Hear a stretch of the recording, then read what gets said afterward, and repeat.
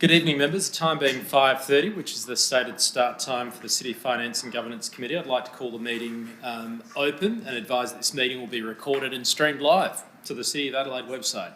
Please note that an audio and visual recording is being taken of this meeting. This means that your presence at and any contribution you make to the meeting may be collected, used, disclosed or published publicly by the Council, including transferring it outside of Australia. I'd like to move on now to acknowledge that the City of Adelaide acknowledges the Kaurna people of the Adelaide Plains as the traditional custodians of the land on which we're meeting here today. We acknowledge and honour their spiritual and cultural stewardship of this country and recognise their deep and enduring relationship with its lands, waters, the sky and all living things. We pay our respects to Kaurna elders past and present and recognise the important role of emerging leaders in sustaining and strengthening culture. We'll move on to agenda item number 2. So members, this evening we have a leave of absence, as you'll be aware, from the Lord Mayor, Jane Lomax-Smith, as well as an apology from Councillor Giles. And I know that, Councillor Freeman, you are there. Hello. So that's all we have in terms of apologies and leaves of absence. Moving on to agenda item number 3, confirmation of minutes. I'd like to, any questions or comments on the minutes? No? If not, I'd like to seek a mover. Moved by Councillor Marr, seconded by the Deputy Lord Mayor. All those in favour?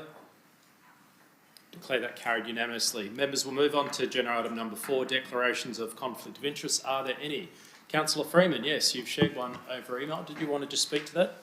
Yes, thank you, Chair. Just declaring a general conflict of interest with item 7.2, the council delegations, in relation to the Road Traffic Act delegations and the Minister for Transport and Infrastructure, due to my employer, but I intend to participate in the debate and vote.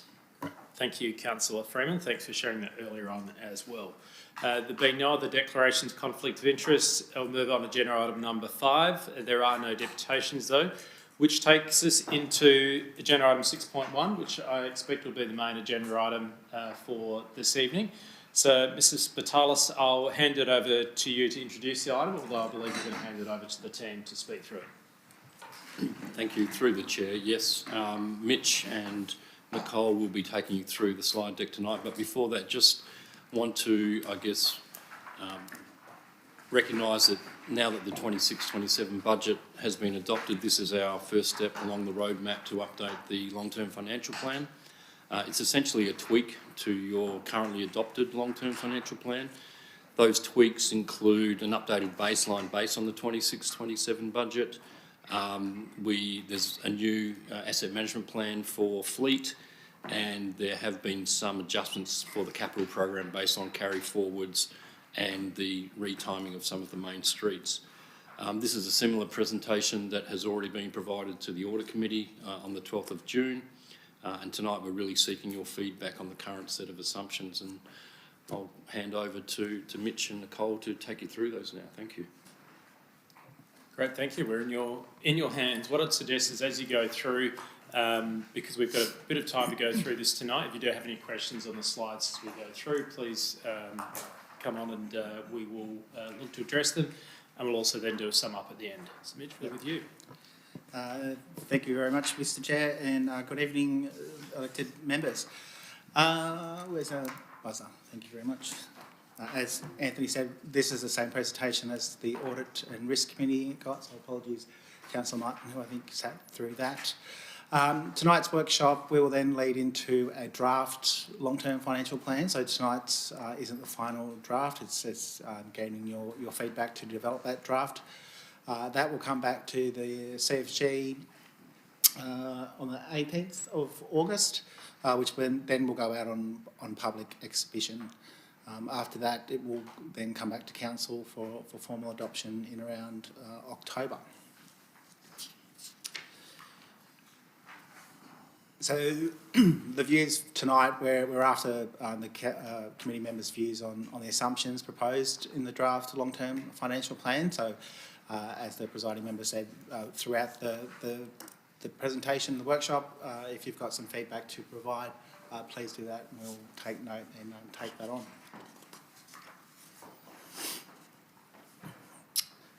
So the basis of preparation for our long-term financial plan. So as Anthony said, our 26-27 budget has been developed.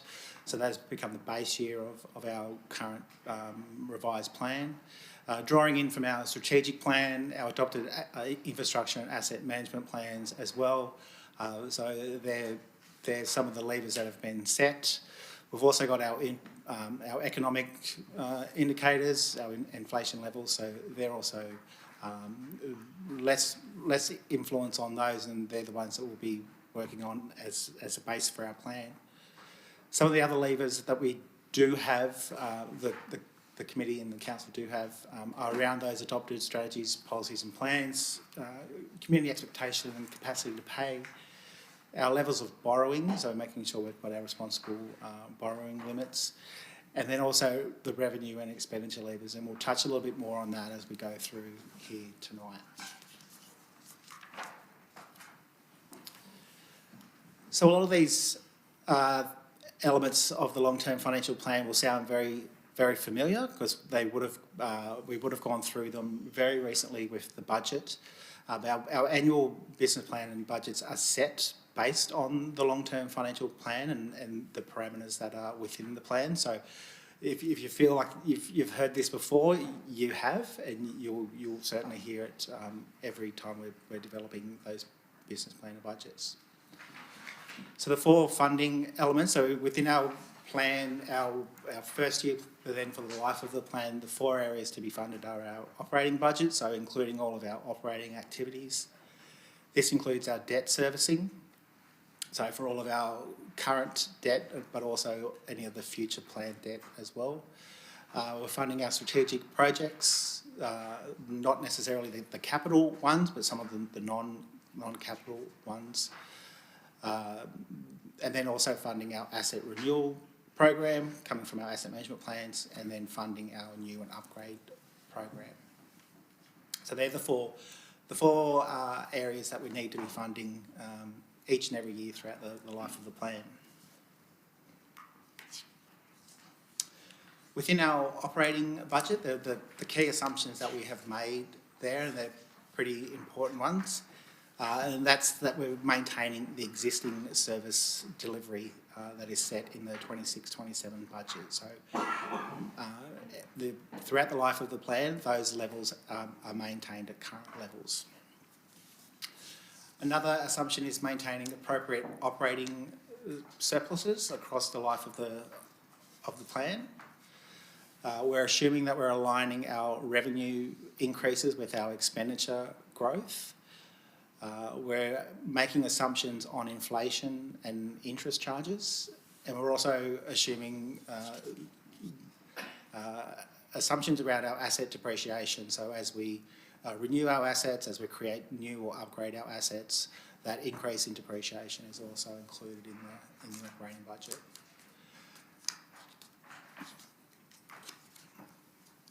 So some of those inflation and interest rates that are included in the budget are there before you on the screen. The table up the top are the current assumptions used in the current adopted long-term financial plan.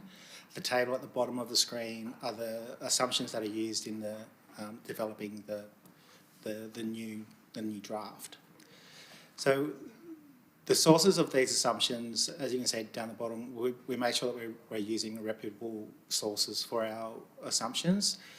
So the CPI, the South Australia Centre for Economics, RBA inflation targets, but also the local government price index for capital, which has also been set by the South Australia Centre for Economics.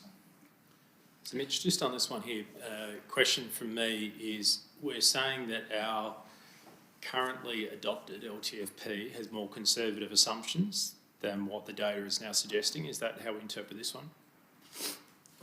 Excuse me. Great. Great, thank you. Correct. Councillor Freeman.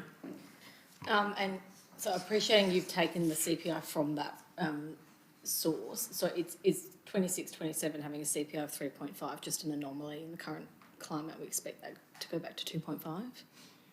That's what it's telling us, that source? Yes, Okay. that's correct. And that 2.5, that is the middle target point for the RBA's inflation rate. Okay, thank you. Okay. Yeah. Members, any other questions or comments on this one? Obviously, pretty important assumptions built into the LTFP. No, Mitch, we're back with you. Excellent. The targeted operating surplus. So again, you would remember hearing about our operating targeted surplus, and the plan has been developed on the basis that we have that the target operating surplus from year one for the life of then through the life of the plan. Again, the targeted operation, it targets operations, strategic projects and our asset renewals, so making sure that the operating surplus will cover those three very important elements. We needed to cover our debt servicing, so again, new and existing debt. We also have the 1.5 funding for community buildings in the parkland, so making sure that that operating surplus is targeted at making sure that we're funding all of those elements. The rates revenue growth from new developments is built into that targeted operating surplus as well, and that's part of the first year, and then also for the life of the plan. Councillor Martin. Look, it's not a serious question. That statement, rate revenue growth from new developments contributes to the surplus, it sort of does. Does it mean more than that? Through the presiding member, some clarity around the question, councillor?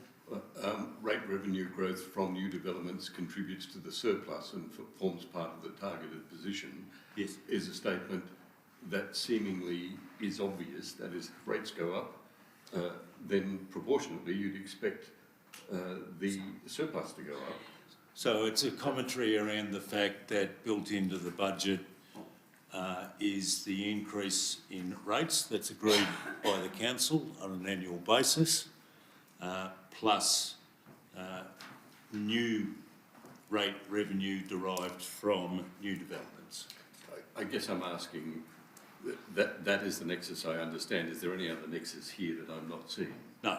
Okay. And a supplementary question, if I may, in respect of the operating surplus. There is a targeted range recommended by the LGA and others for a surplus. We don't seem to have a view on that or a policy.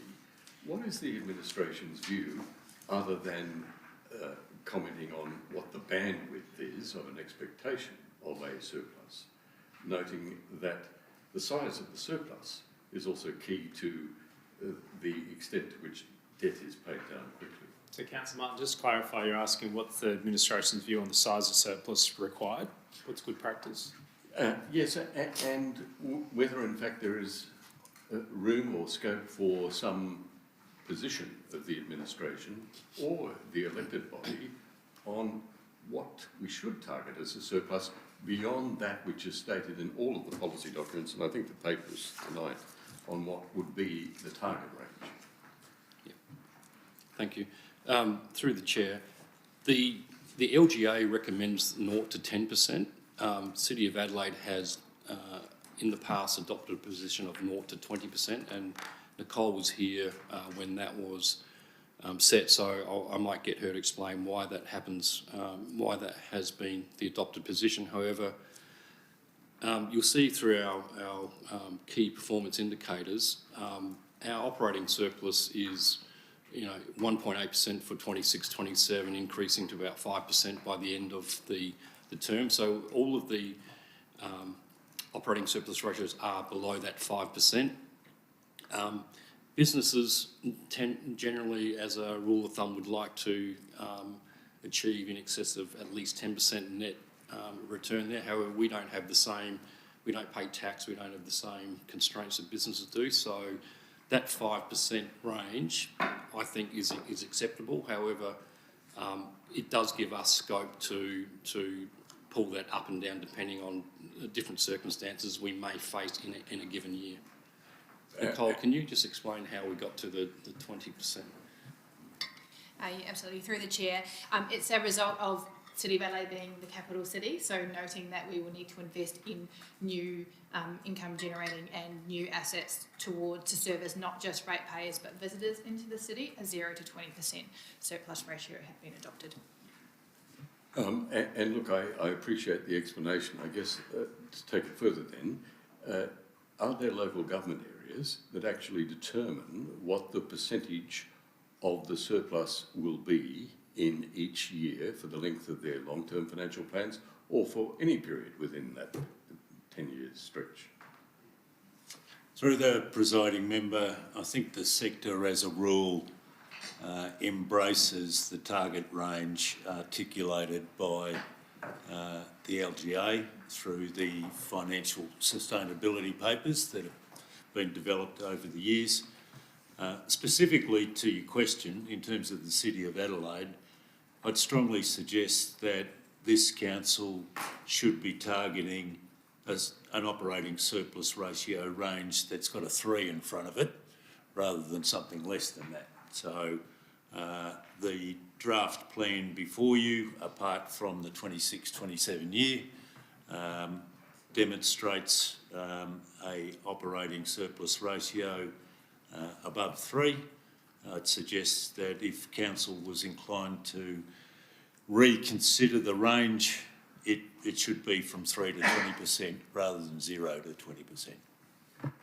And that is the question, really. I mean, should this elected body, and I'm hearing the CEO, should this elected body actually determine what it believes is a healthy operating surplus in the years ahead rather than accepting naught to a lot? Thank you, Councillor Martin. I think useful observation, particularly off the back of the annual budget process we went through towards the end of last year. So I'll take that as a comment towards the end there. I've got the Deputy Lord Mayor and Councillor Martin. Through the chair, I'm just interested in, we actually have an operating surplus in 26-27 of 5 mil, and then it jumps up to 13. Employee costs though and contracts are reduced. I'm just wondering those assumptions, where do they come from, and also what would it look like if those savings weren't realised and the rate-based growth or development assumptions do not eventuate? Through the chair, Deputy Lord Mayor, can you just refer back to the years that you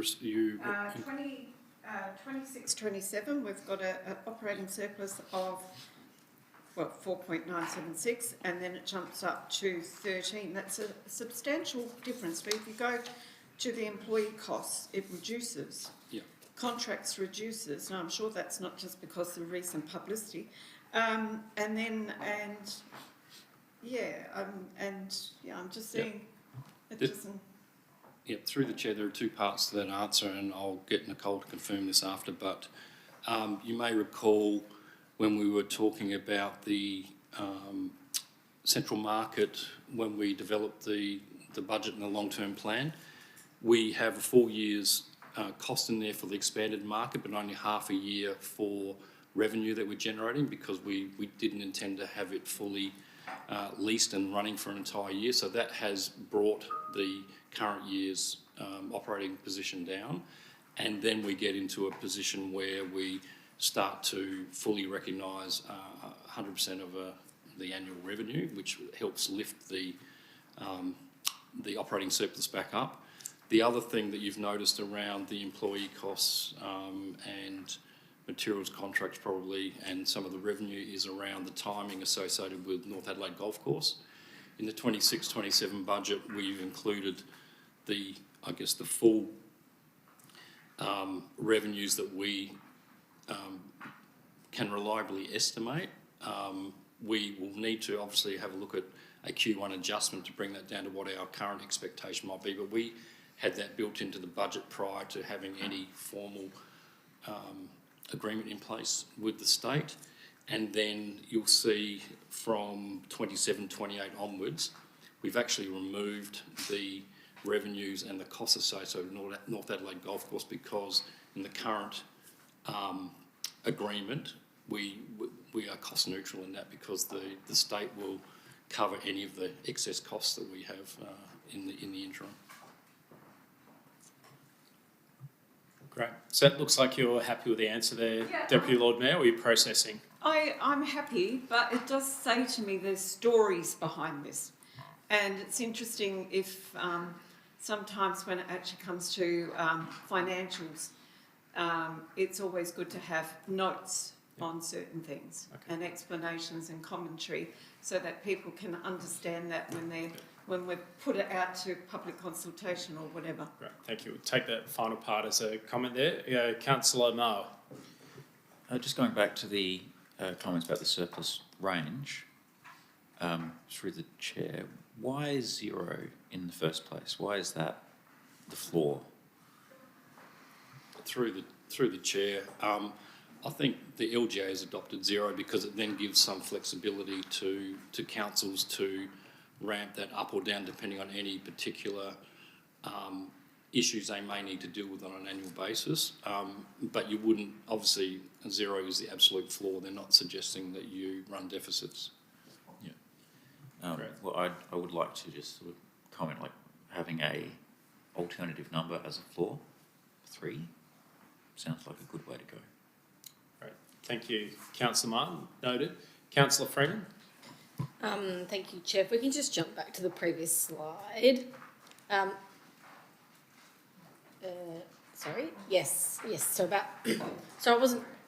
It's a bit of a can of worms question / comment, but I wasn't really sure where to ask it. I guess so. Looking at this, and operating budget obviously funds operations, strategic projects, asset renewals, but we've also called out parklands buildings as a known gap that we had in our operating budget before.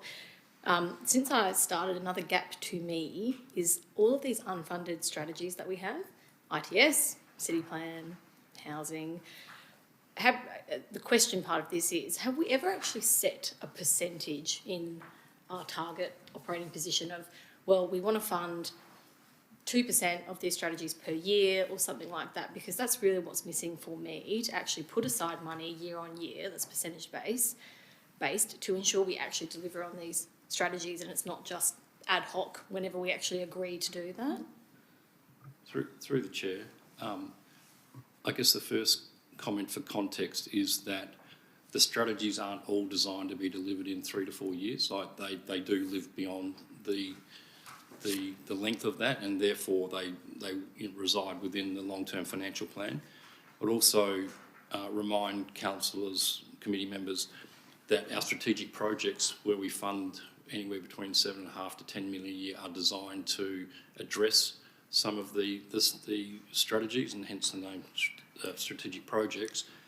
So that's where we prioritise on an annual basis the different requirements of each of the strategies that we've identified, and noting that within any strategic plan we seek to identify how we will address components of those strategies within the strategic plan. So we do have funding in there for it. It's just not called out as dedicated percentage towards each of the strategies. And each year you'll see it's quite different in terms of how it changes. This year, for example, there's a significant increase to respond to the central market. Next year we won't have that same requirement. We'll have funds available to look at how we potentially address other strategies that we have. And so within that strategic projects budget, it's never been percentage based. It's just whatever, there's a changing list in that. Okay, thank you. Great. Thank you, Councillor Freeman. I suggest we'll continue to move along now. Thanks, Mitch. Thank you very much. So on the screen is the operating surpluses from the life of the plan. Whilst the numbers at the bottom for the surpluses do look substantial, later on you'll see the indicators, and it is sitting around that 3% floor that we spoke of. yes, there are a lot of stories behind the numbers, and there is an accompanying document that comes with this that helps explain those stories with the numbers. On to rate revenue. So the assumptions in the plan around our rate revenue, it's based on the CPI, or aligning with the CPI. There's the asset renewal funding ratio increase. So we have that element built in for 8 years up to the 31-32 financial year. We have the asset renewal repair fund, which will end when we put next year's budget together for the 27-28 year, so that'll be the final of the 3 years. And then the rate revenue, there's also factored in the growth from the new developments. Councillor Freeman. Just a question about, so the asset renewal ratio, funding ratio increase to 100% by 2031, I think it's about 1% per year. That was set by SCOSA's recommendations. It's quite, Through it's the ambitious. presiding member, it was set by council. Set by a council resolution. The initial proposal was that we would achieve 100% asset renewal funding ratio over 4 years. Council has previously resolved that be progressed over 8 years, hence the target date of 2031-32. Just clarify, CEO, my recollection and the reason for spreading that over 8 years was to reduce the short term potential increase in rates so that you essentially have that spread further over time. That was my recollection of why that was done. That's absolutely correct. My key point was that it was a decision of council, not an external body. Okay, great, thank you. And through the chair, that was well in train before SCOSA even started looking at us. Great, thank you, Councillor Freeman. Councillor Couros. Just a quick question on that. Just correct me if I'm wrong. Was that stretched over 4 years? Now it's 8 years. Is that what we're doing, or did I misinterpret that? 8 years, councillor. It always was 8 years. It was originally proposed as 4. Yes. To limit the burden on the existing ratepayers, council resolved to stretch it from 4 years to 8. So right. Other questions on this one, members? Perhaps an observation, and Mrs. Spitalis, perhaps if I can just seek your confirmation of this, when we're talking about budget repair, and I know some members feel like they're tired of hearing that, but budget repair comes back to points 2 and 3 on that previous slide. If we could just go back, just confirming 2 and 3, budget repair. When we use those words, that's what it means. That's my understanding of that. Great, excellent, thank you. Let's move on. Councillor Couros, you had a question. Yeah, point of clarification. That was your interpretation, not the whole council's. So Well, that's why I'm seeking it's not one that was clarification. agreed. I think we've just had it clarified. Not one that was agreed.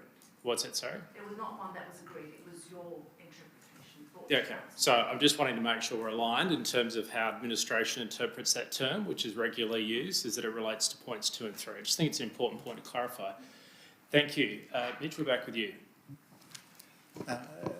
Thank you. On the screen now is a lot of numbers. I do get that, but it does demonstrate all of those elements of our rate revenue across the life of the plan. You do see elements of the repair fund and the funding ratio increase to where it drops off and starts to align directly with the CPI in the later years of the plan. Thank you. Whilst that is complex, it's also designed to show that in our budgeting and in our annual statements, there are other components that go into rates revenue. We've got the regional landscape levy, which is a pass-through from to the state. We've got the Rundle management levy, which is it's a separate rate effectively, so we have to spend all that on Rundle Mall activities. But it's just important to understand that it's not just general rates revenue that makes up that number, and hence the complexity of the slide.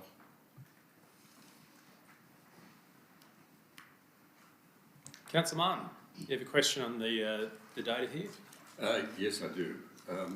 In relation to the line Central Market Arcade, could I have some explanation of what those figures represent?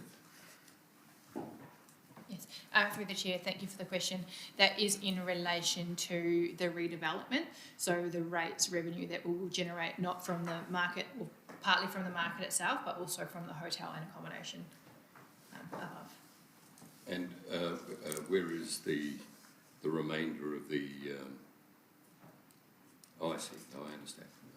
So that's all. Yep. Okay. That's good. Great, let's continue.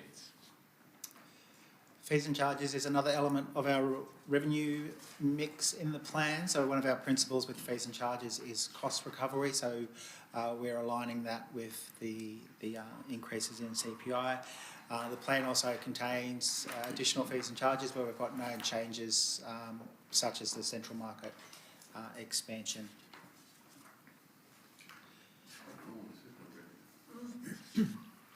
In terms of our grants, subsidies and contributions, a reasonably conservative approach has been adopted in terms of our grants.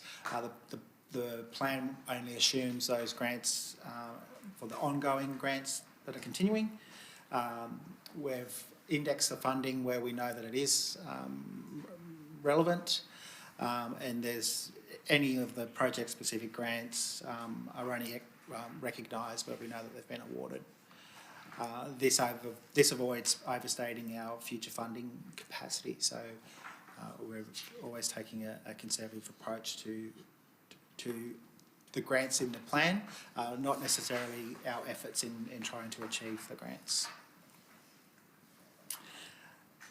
In terms of service delivery, as we said earlier, the plan assumes that the council continues delivering at least at its current level of service. So that's one of the principles of our long-term financial plan, to make sure that is maintained. So the cost increases there align with the CPI. Again, known changes to our service delivery, employee costs, aligning with our enterprise agreements.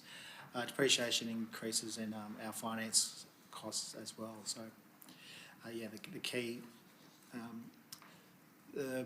Importantly, there any new services the council wishes to introduce must be funded through either reprioritising existing additional revenue or savings made across the organisation. One of the funding elements is funding our asset renewal program. So this relies heavily on our asset management plans, which have been updated to incorporate the timing of the Main Streets projects, and also our efforts in assessing asset conditions. Again, the expenditure on asset renewal picks up that transition to the 31-32 100% funding ratio. We've also got our plant and fleet asset management plan, which will come before council, which has also been incorporated into our spend. The graph there is just a graphical demonstration of where that asset renewal funding ratio has been increased from the 92.5 up to that 100% level at the end of 2032.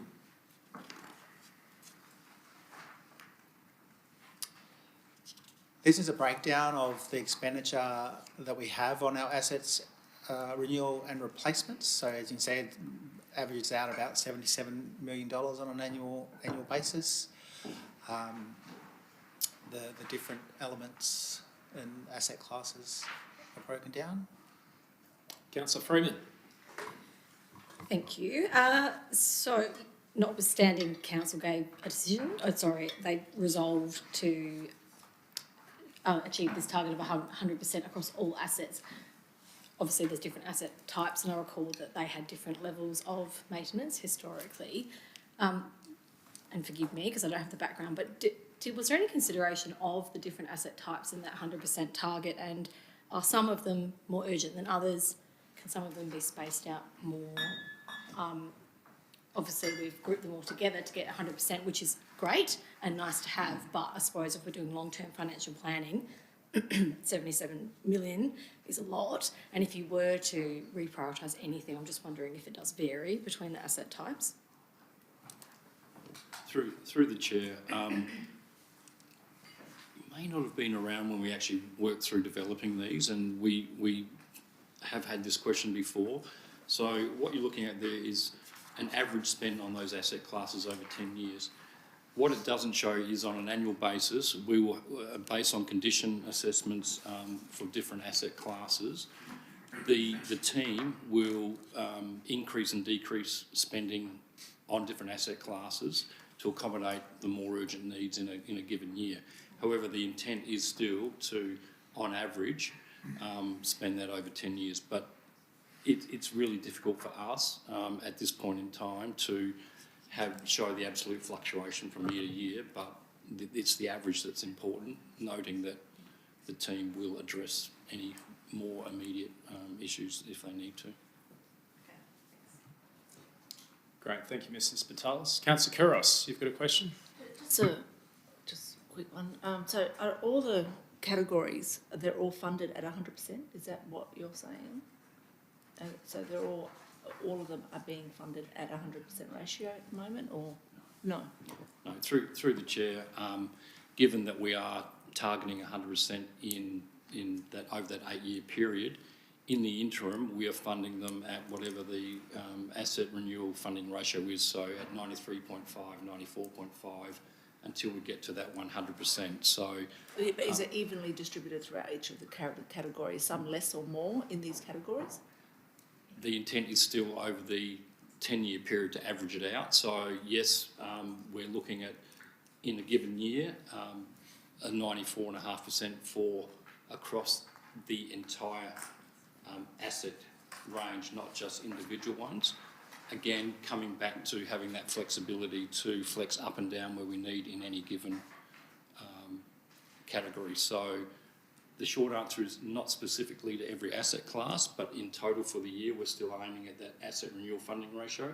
However, if we average our intended spend over the 10 years, by the end of that 10 years, each asset class would have had the same level of expenditure on it required to keep them in the condition they're at.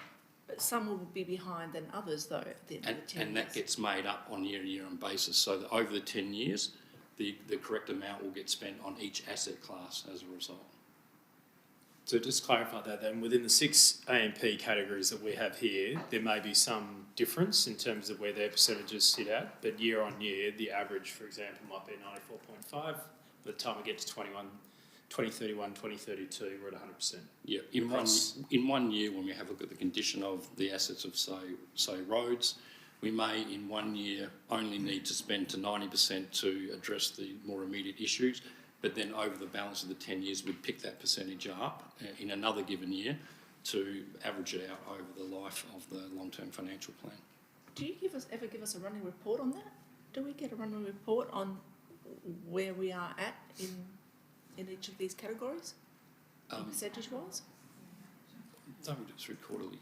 Yeah, through the chair, the final long-term financial plan that will be presented to council will have updated asset management plans with them. So a summary of the movements between the current adopted asset management plan and the revised to reflect the long-term financial plan. I mean, over the term, during the term, like during the year. Yes, so you get it on an annual basis. Oh, okay. So, but it's not on a quarterly basis, for example, it's annual. Yeah, great, thank you. Okay, let's keep going. So what's not included in the numbers on the screen are the significant renewals, and they are the Adelaide Bridge, the Torrens Weir structure and the Rundle U Park. So they are, in the life of the plan, there's no external funding relating to those assets, but the expenditure of $56.6 million is within the plan itself. Councillor Martin. Yeah, look, forgive me, my memory is not what it used to be, and I had some leave during the course of the year. When was the council decision to extend Rundle U Park rather than to sell it? Which were the options that were available to the elected body?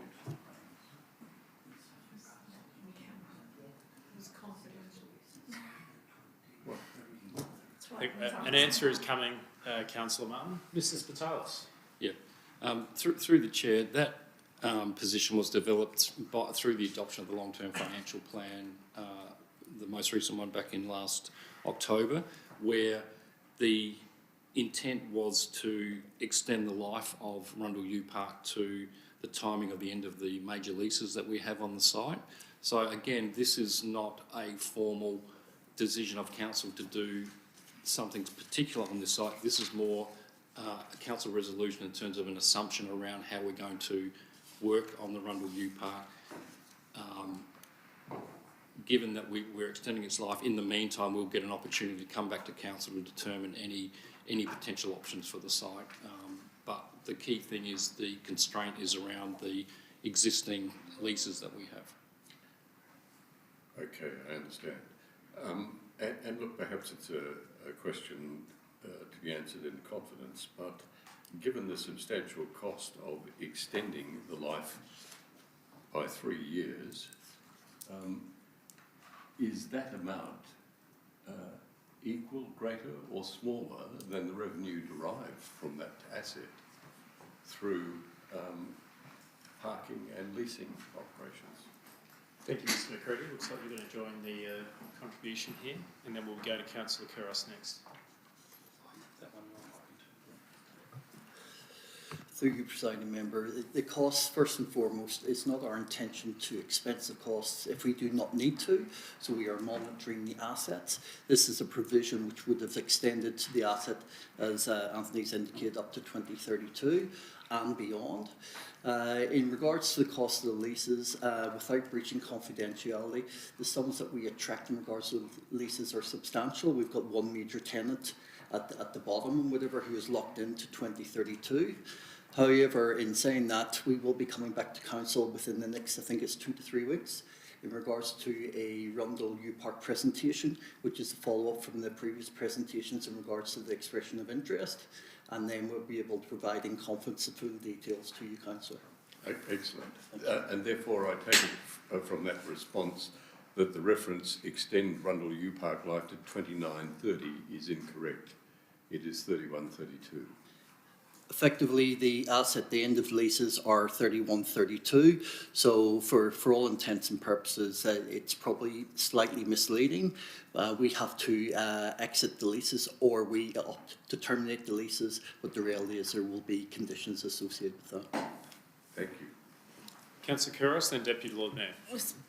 Pardon me as well, in regards to trying to understand everything. So the 56 billion, is that funded out of operations? Is that what you're saying? Through the chair, ideally we fund all of our renewals through operating revenue. However, through conversations that we have had with the committee and council, the increase in rates that we would have to have in any given year to fund them through operations would be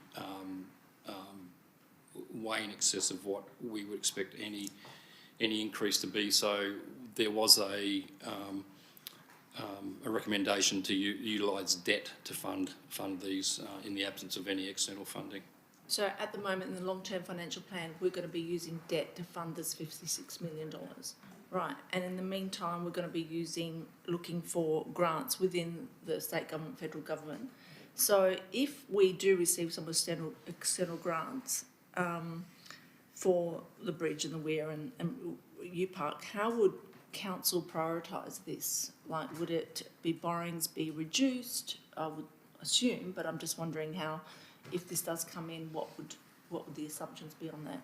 Through the presiding member, your administration, based on the direction of council, is constantly reviewing grant opportunities at both the state and the federal level around the bridge, the weir, and to the extent that programs are available around the U Park. If those grant applications are successful, they would be factored into a future iteration of the long-term financial plan. I'm not suggesting that it would be in this plan, but I'd also note the time frame. We've got another 5 years out until 2031, 32. one would hope that we get some outcomes in terms of grant funding support over those 5 years. And considering that this has been ongoing for quite some time, have we received any responses, or have we been putting in these applications? Have we been working towards it? Have been receiving some responses? Or? Through the presiding member, there have been a number of conversations progressed with both federal government and state government representatives about the eligibility of these assets for grant funding. I think the reality to this point is not currently, but we've been encouraged to keep advocating for external funding. So far, as we know, it's going to fall onto the ratepayers entirely. That's not what I said, Councillor. But at this point in time, it's falling onto the ratepayers entirety through debt, correct? Well, the assumption is that, my interpretation, my understanding is the assumption is yes, it's based on debt because there are no external grants, unless there was a decision to increase rates to achieve this, which I don't think anyone would countenance. Yeah, so right at this present moment, what we're saying is that we've got nothing forthcoming from the state or federal government, and this is on a burden on ratepayers through debt. Well, so it would be funded through debt, that's what we've heard, yes. Thank you, Councillor Kouros. Deputy Lord Mayor. I think the CEO answered my questions, but I will make a comment on this. You know, grants aren't recognised are only recognised once they're awarded, and I get this. I think these are two of them are definitely state assets. I absolutely have confidence in the administration that they have a defined advocacy strategy and business cases and shovel-ready designs, etc., etc. Recently, I attended and represented this council at the National General Assembly, and there was quite a substantial session, I would say almost a half a day, on grants and grant opportunities coming up. So I feel quite optimistic that there are going to be opportunities, and I've got a whole lot of notes around that, which when I get the time, I'll put together and share with the CEO. But I do actually feel quite confident, onus should also be on the state government, because really when you actually think of this is state asset. But as the National Assembly, the minister said that the state and the local government should support each other, and the federals are there for the gaps. So hopefully this is a gap that they actually see. Great. Thank you, Deputy Lord Mayor. Just come to you in a moment, Councillor Kouros. So flagging, we go for 45 minutes on this. We've got about 45 minutes left in the meeting tonight. So I'd like to ideally get through this in the next 15 to 20 to give us time to deal with other agenda items. Councillor Kouros. I personally think this should be an item on its own. I've just one question regarding the renewal budget. Has it been adjusted by CPI? Does that get adjusted by CPI? Just double checking. Through the chair, we would inflate it by our GPI, which is the capital index. Right. Okay, thank you. Let's keep. And may I just say, Chair, I just think this is a very important item. It would be good if we had it as a standalone. So when you mean this item, you mean specifically in relation to the bridge, the Weir and the U-Path? No, the long-term financial plan should be on an agenda. Oh, well, it is a standalone item as a workshop. No, we're not with other items as well. Okay. Yeah, well, so we've got an hour and a half tonight. If we get to the point where we feel like we're really skimming over detail here, we can, as we always can, we can go longer. I'll just do my best, as always, to keep us on time. Let's see how we're going. Thank you. Sorry, was that suggested a Saturday workshop? I don't know that I heard that. Sorry, Mitch, we're back to you. Thank you. So we've been talking about asset renewal.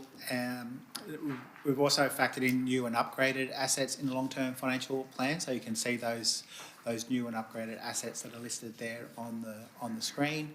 The next slide there is the figures associated with those new and upgraded assets. Got a couple of questions. I'd actually Councillor Martin first, then Councillor Freeman. So Councillor Martin. Yes, referring to the previous slide, new and upgraded assets, there's a reference in the second last bullet point to assumed forward borrowing commitment of $17.5 million reduced from 23. Is that 23 something which has been previously itemised in long-term financial plans? Yes, through the chair, the 23.2 is the current assumed uncommitted funding within the current 25-26 adopted LTFP. And is that the item to which the CEO has often referred to as capacity to borrow for other projects? And can I ask what has caused it to be reduced from 23.2 to 17.5? Obviously borrowings, but what specifically? Through the chair, it is a result of council's decisions to commit additional projects into the 26-27 financial year. So an example is the school safety implementation. Through budget adoption, we increased it to $1.5 million, a further 1.5 matched with state funding. So the increase of from the 805 to the 705 has resulted in a reduction to the assumed forward commitment. And just a further question for the administration. So when the draft budget came forward, which included $800,000 for the school funding program, school safety funding program, which was then increased on the floor of council, doubled I suppose, it had already reduced at that time when it was in the draft budget, that $23.2 million.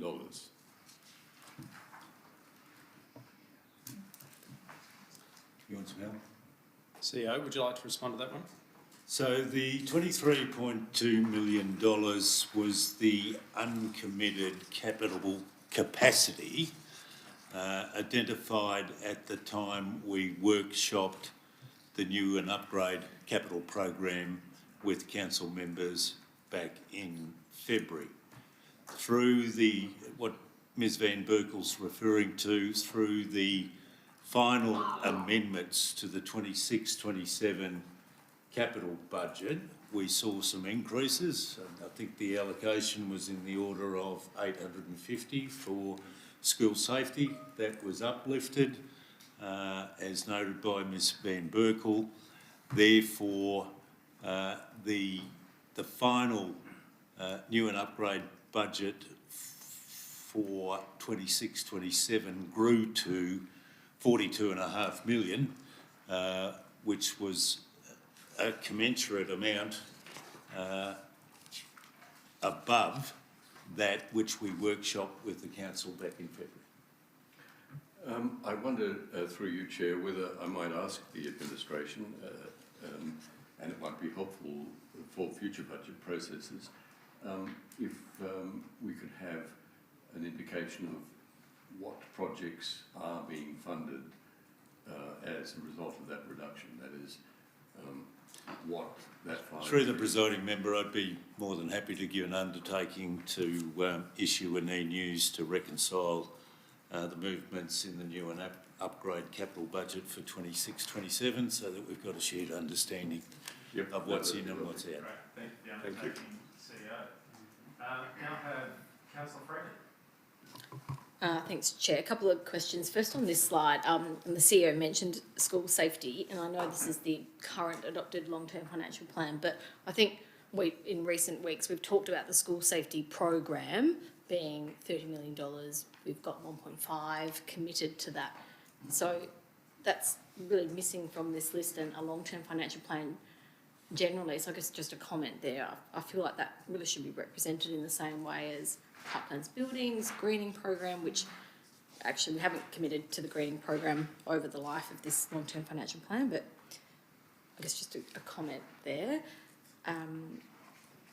Actually, a question. Is it actually, how is the school safety program incorporated into the current long-term financial plan, or did this predate those decisions by council? Through the presiding member, the school safety program currently has a funded allocation in the 26-27 budget. We're due to workshop the future of that with you next week. Great, thank you. I did have a few extra questions on this slide. That's right, let's keep going and I'll come to Councillor Kouros. So the public art action plan deliverables, why does that one dwindle to nothing over the long-term financial plan? Through the chair, it's a result of the Public Art Action Plan includes both operating and capital allocations. It's 1.3% of the total capital program as a result of the reduction in the capital program over time and the operating component. There's higher allocation in operating. Oh, okay, right, thank you. And the Main Street revitalisation for Hutt Street, so we're assuming that we've received the full grant funding from the federal government still in the long-term financial plan? Mr McCready, I can see you're coming forward for that one.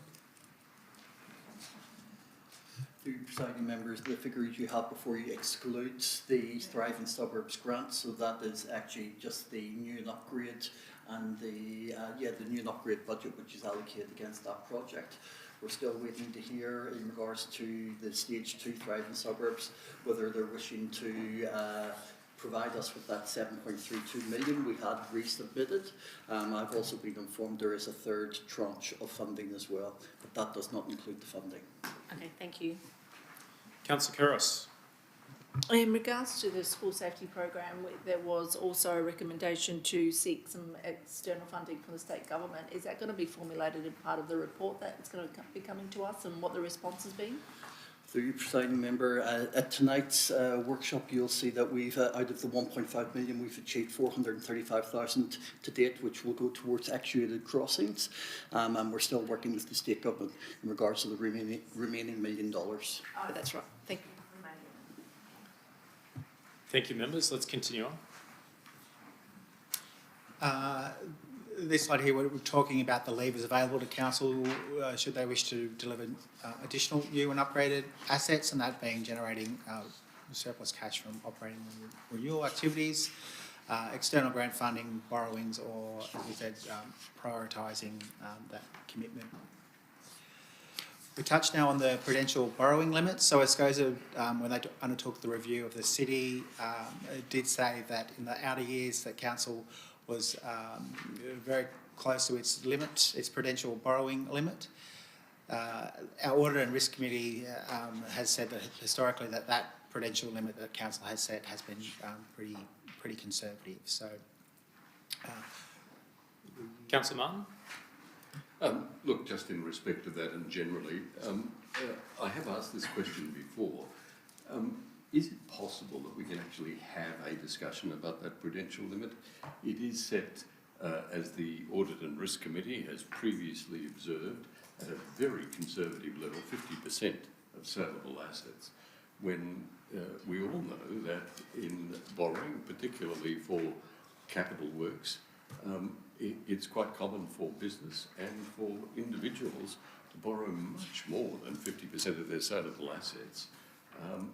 Is there a chance of having a discussion about that and perhaps gauging what the position of other local government areas are in South Australia and perhaps even nationally? It just seems that it keeps coming up. It has been identified as something we ought to consider, but we've not done so. Yeah, through the chair, you're probably referring to some commentary from the Audit and Risk Committee where they wanted us to have a look at the prudential limit. I think that was raised by one of the members there. Our intent is to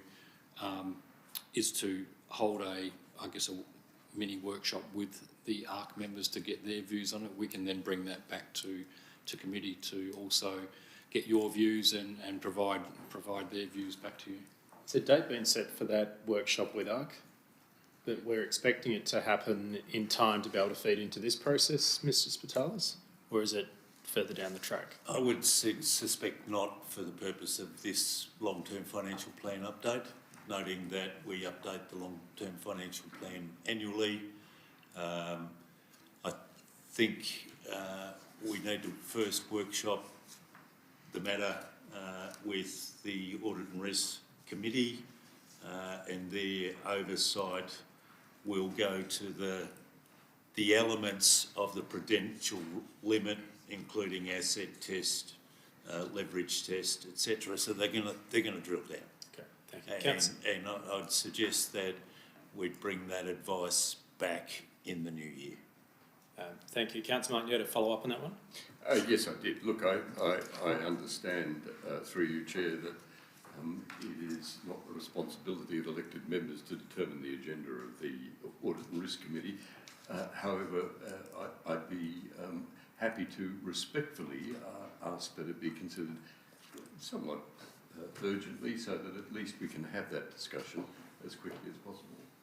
Certainly, in my view, by the end of the year, given that there will be at least some discussion around the 27-28 budget in the early part of this year, noting that the council is somewhat limited by the electoral timetable that's been determined by the state government. So we note your request for some urgency there. Any further response from admin on that one? No, just that we'll take that into account, but this is the last long-term financial plan for this council. There will be a new council come April, and there'll be an expectation that there'll be a newly adopted LTFP by that council. And I think whilst I hear the urgency, there will need to be some significant discussion around those prudential limits, if not now, at least then. I guess what I was asking respectfully was if... Through the presiding member, the question I heard was, could there be some advice around prudential limits before the discussions around the 27-28 budget start? I think the answer to that is yes. Excellent. Thank you. Great. Thank you very much. Thank you, Councillor Martin. Councillor Kouros? If you're going to be having those discussions, because given that borrowings are forecast to reach approximately 98% of the council's prudential borrowing capacity, do we do contingency costs for unforeseen major infrastructure, failure of any emergency capital project, or over construction costs have gone up, our Main Street revitalisations haven't even started? Do we take that into account before we go ahead and say, yep, we're going to borrow more or less? So is that around additional buffer in? Yeah. Yep. Yeah, through the chair, what we currently have built into our debt are the known projects that we know are either approved or supported by council, and so that's what dictates the level of debt. The amount of buffer we have is the 23.2 million that which is now 17.5.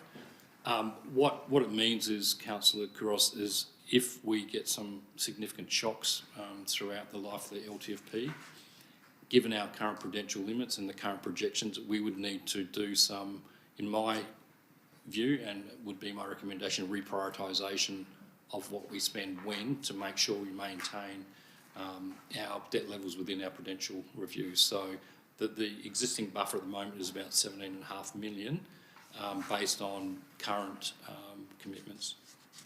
Well, what my concern is that if we change this prudential limit and we go and borrow more, we're not taking into account some overruns of some projects and construction costs. We all know construction has gone up, and we haven't even started not one Main Street before we can actually start having those discussions. So I think we've got to be really careful before we go down that road.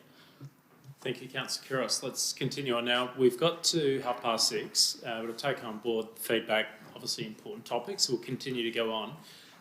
We may end up pushing a bit past 7, but I'm conscious we don't want to hold up too long because there will be some interested parties coming to the IPW meeting, is my understanding.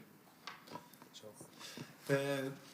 The slide that's on your screen now does show that prudential limit and the impact that revaluation of assets or sellable assets has on that limit, plus the central market expansion coming online. So that'll be a part of that discussion that's had in terms of the prudential limits. The next slide is about the key financial indicators. So there's a set of key financial indicators that are set from an industry perspective, and that they pretty much run nationally. So an operating surplus ratio, net financial liabilities ratio, asset renewal ratio. What you've got on the screen now is how those key indicators, plus a few other ones, including the prudential borrowing limits, play out across the draft plan.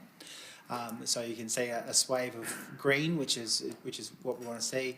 There are the three red limits there in the years that are impacted by those significant renewals, being the Weir, the Bridge, and Rundle Park. So they do have an impact on the indicators. And then the amber lights at the bottom of the screen are when council gets close to within that borrowing prudential limits, noting again that they're set at fairly conservative levels. Just on this one here, are we able to receive some advice on if we were to not go into the red on the cash flow from operations ratio and into the orange for the borrowings, what the financial impact of that would be? Because I suppose what's being presented here is that we accept breaching this, whereas another question is what would it take not to breach that? Is that analysis possible within the timeframes of the drafting process we're going through? I think we can provide some further advice around the consequence of that temporary drop in the cash flow from operations ratio and what it might need to bring it back into the green. But I think it's a matter of consequence and implications. Completely respect that if you are taking money from somewhere, it has to come from somewhere, so there's no magic pudding here, but it'd be helpful to know what those numbers are. Right, let's continue on. We're nearly there. On the screen now is a list of risk and opportunities, and there are many more as well, including our rate revenue growth. We've got some strategies there, which opportunities to deliver some revenue generating assets, our asset revaluations, interest rates, and then there's always the impact of those global events that we are impacted by. Can I just come back to the previous one? Here I am slowing things down with additional comments. I'm conscious of that. I'm really surprised there's been no reference at all to AI during this discussion. And if I think there's one massive lever that may improve efficiencies, AI is in that category. Where would that be factored in as part of the LTFP? Because it could generate significant operational savings. Through the presiding member, Council has already resolved that we progress an efficiency review with a report back in November of this year regarding the quick wins that might result from that. Quite clearly, the application of appropriate AI technology would be part of the identified efficiencies through that review. So we're a little way away from that. The fact that it's not identified here, we can add a bullet, but it's certainly on your administration's radar.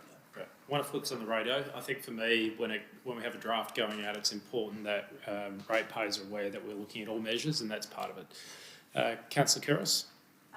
Following on from your AI efficiencies, the long-term financial plan proposes increase in revenue through rates and manageable debt over the next 10 years, but it doesn't demonstrate what measurable improvements can be done in organisational efficiencies, whether it's AI, productivity, operating expenditure. Can we incorporate that within the plan in regards to our long-term financial plan, where we can do that? Yeah, through the chair. As part of the review that we've been asked to do, what we are looking at doing is setting up an ongoing framework around which we can continue to identify and realise these savings. However, until we actually identify them and quantify them, we can't include them in a budget or a long-term plan because we would be just, we don't have any credible means to determine that. Once we actually can identify those and build them in, we will definitely be building them into both the budget and the long-term plan going forward. Okay, so maybe more So, about comment. so you're saying that it will be a separate report, or it's not going to be incorporated in our future budgets and our future long-term financial plans? Or I know this is a new thing, we haven't done this before.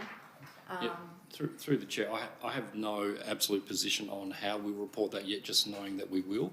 It's part of that framework is, and it may be that it's through the Audit and Risk Committee, it may be through our quarterly reviews, but we want to be really clear to both you and the community about when we actually identify these things and realise them. We want to make sure that we get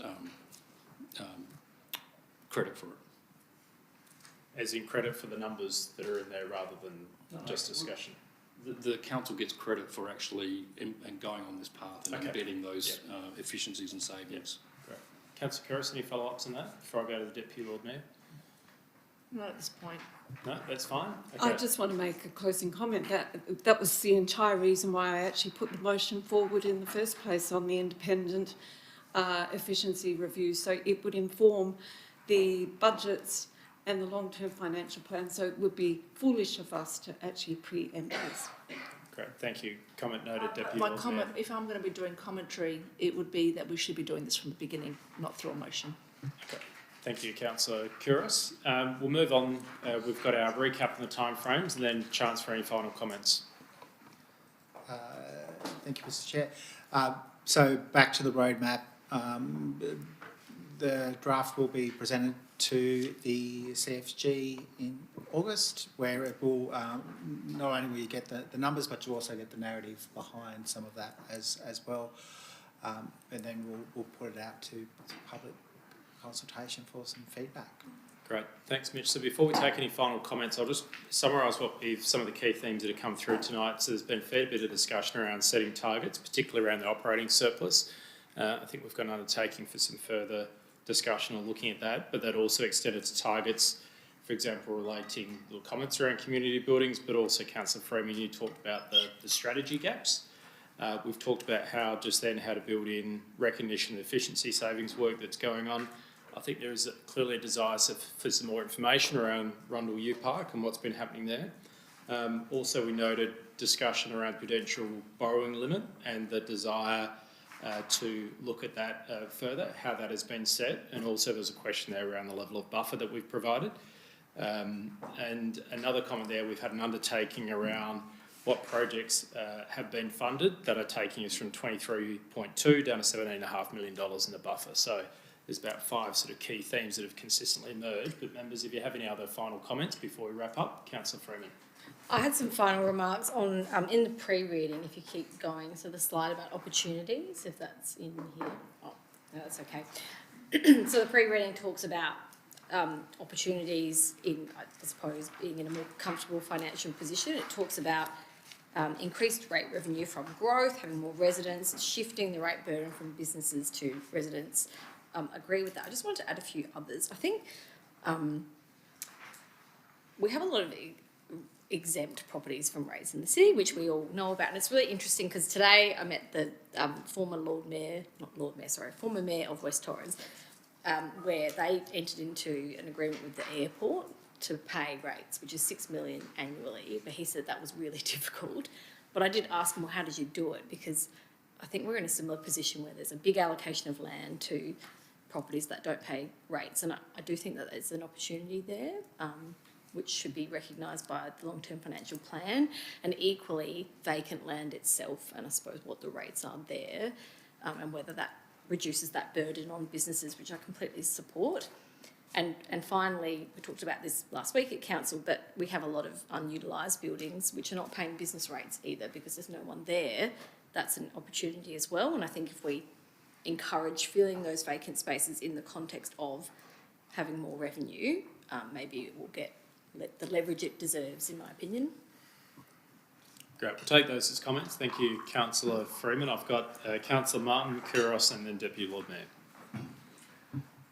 Yes, look, thank you, Chair. And I wasn't going to speak, but I am going to speak against one part of the narrative that Councillor Freeman just outlined, and that is that I do not support increased rate revenue being spread across residents so that the burden on business is eased. I actually support equity, and I think the goal of this council should be to ensure that business receives as near as possible to 100% of the rates it pays in both services and facilities, and that also applies to residents. Equity is the key to our actions, not a spread to increase the burden on one or decrease the burden on the other, just an equitable approach. And the other matter is, in terms of commercial initiatives, and I've been on this council a very long time, commercial initiatives come up frequently, usually with the word parking and question mark after it.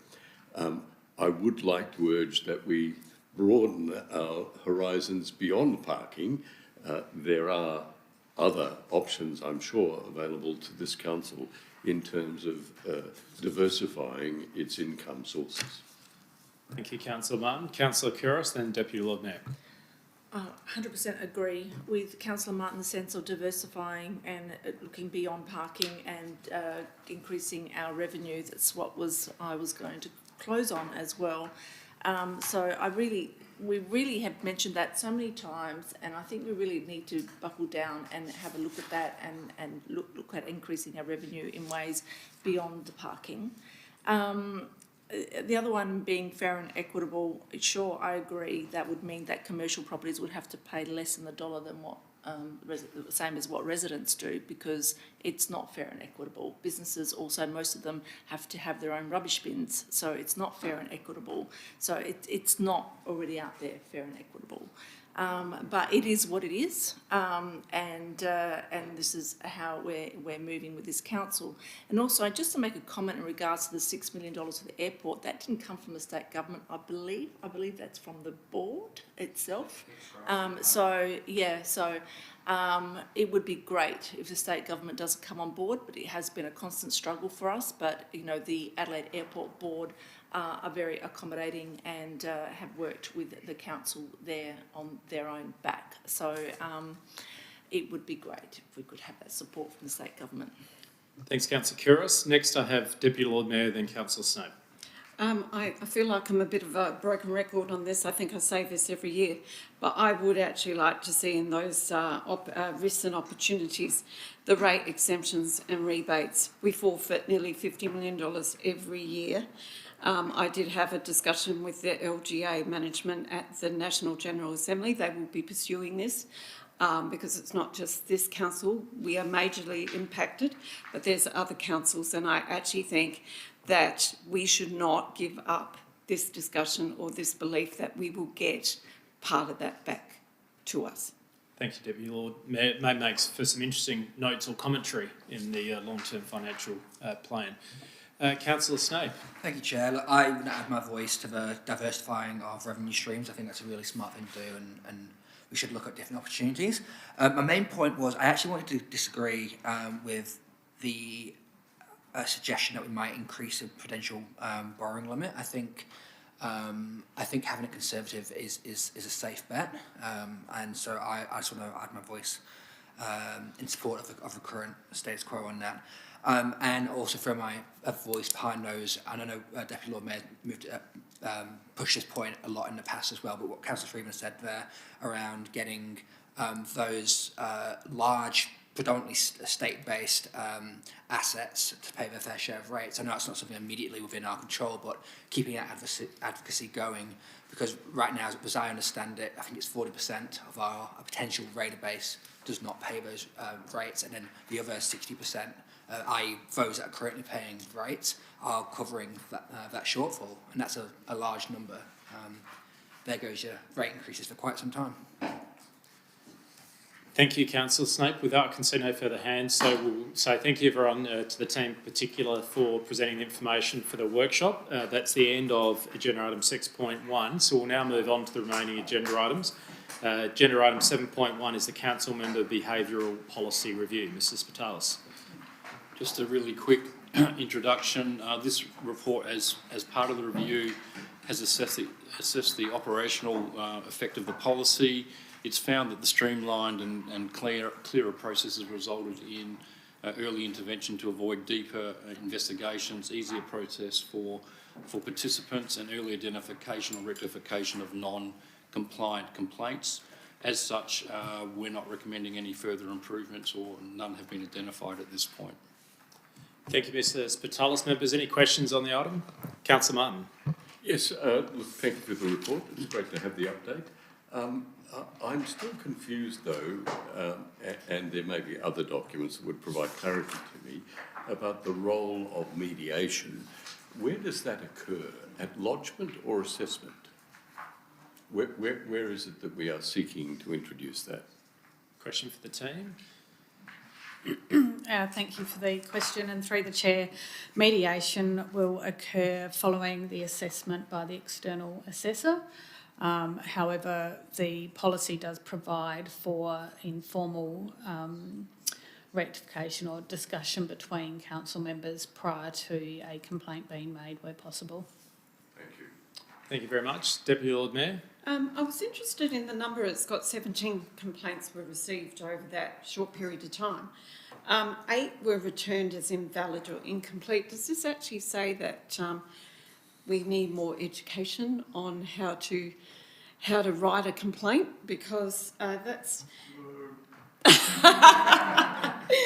I mean, you know, 8 were returned, and because of invalid or incomplete, says to me that there are some people who don't understand the process, maybe, of filling out a complaint. With a presiding member, 8 is a raw number, and it does comment on complaints that don't meet the requirements of the policy, but in providing that advice to complainants, we do provide support regarding the aspects of the policy that the complaint needs to address. So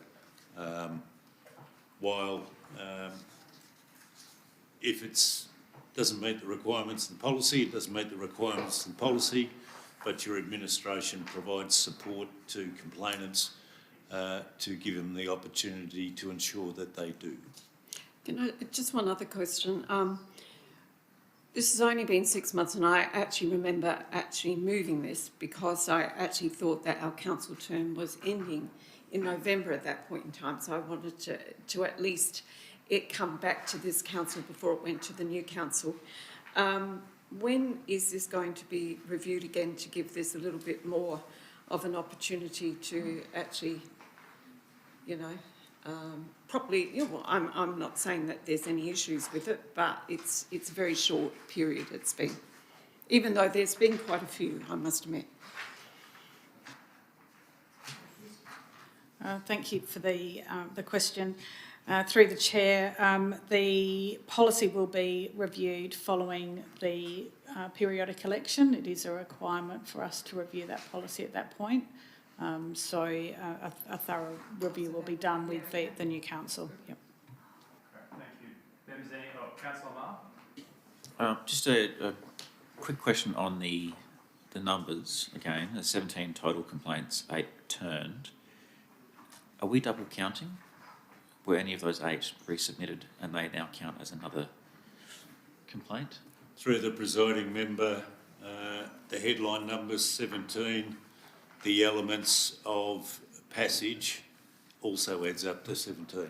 So I see that. But I guess my question is, 8 were returned, and then were those then resubmitted as another? They count as a second complaint, even though they might actually be the same. So you're saying is the 8 part of 17, or was it 25? No. Well, So yeah. the gross number's 17. Yep. If you look at non-compliant complaints that haven't expired, Yep. that's 8. So there is a time limit on a complaint. Yep. There will be an expiry date.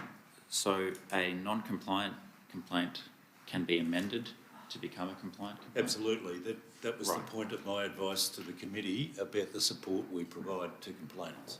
Okay, thank you for Thank you. clarifying. Okay, members, there are no further questions. Can I have a mover? Moved by Councillor Martin, seconded by the Deputy Lord Mayor. Would you like to speak to the motion? No. Reserve your right. Deputy Lord Mayor, reserve your right. Any other speakers? There aren't any. Would you like to sum up, Councillor Martin? You've summed up. Wonderful. We'll put that to the vote. All those in favour? Declare that carried unanimously. Members will move on now to agenda item 7.2. Mr Spitalis, can you introduce this one for us as well? Yeah, very quickly, this report is a result largely of legislative changes and the updates are seeking to duly authorise officers to be able to carry out their roles and functions on behalf of council. Thank you. And I do note, again, Councillor Freeman, you had a general for this one, but you're staying in the room and voting? Yes. Great. Councillor Marr. Just a quick question, perhaps a long answer though. Can we get a copy of this showing changes from the previous delegations to the current delegations? Not in terms of individual personnel, but perhaps in terms of the position?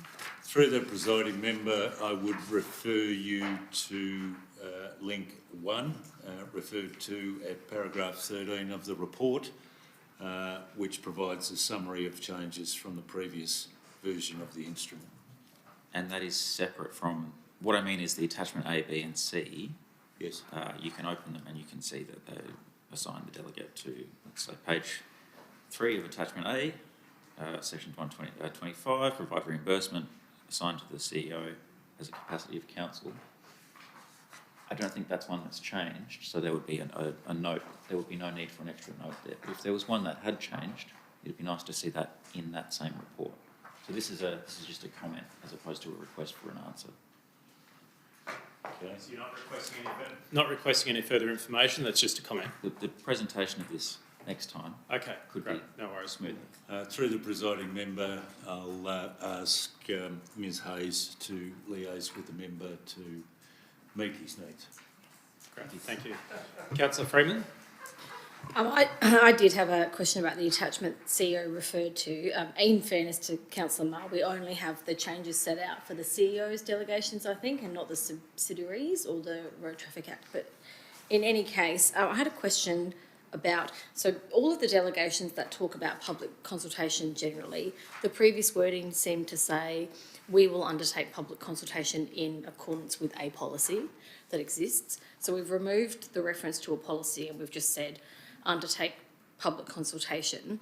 And so I'm just wondering, well, what are the bounds of that public consultation? If there's no policy, it must be undertaken in accordance with. But I know we've got a new community engagement instrument and maybe I'm misunderstanding Through the the change. presiding member, Ms Hayes will enhance, but since the last time these delegations were considered by council, we've had the introduction of a new mandated community engagement charter by state government. So that is the primary reference point in relation to these delegations rather than what was previously a council endorsed policy. Okay, great. So there's nothing missing because there's another instrument. Thank you. Thank you, Councillor Freeman. Councillor Snape, you happy to move? Do I have a seconder?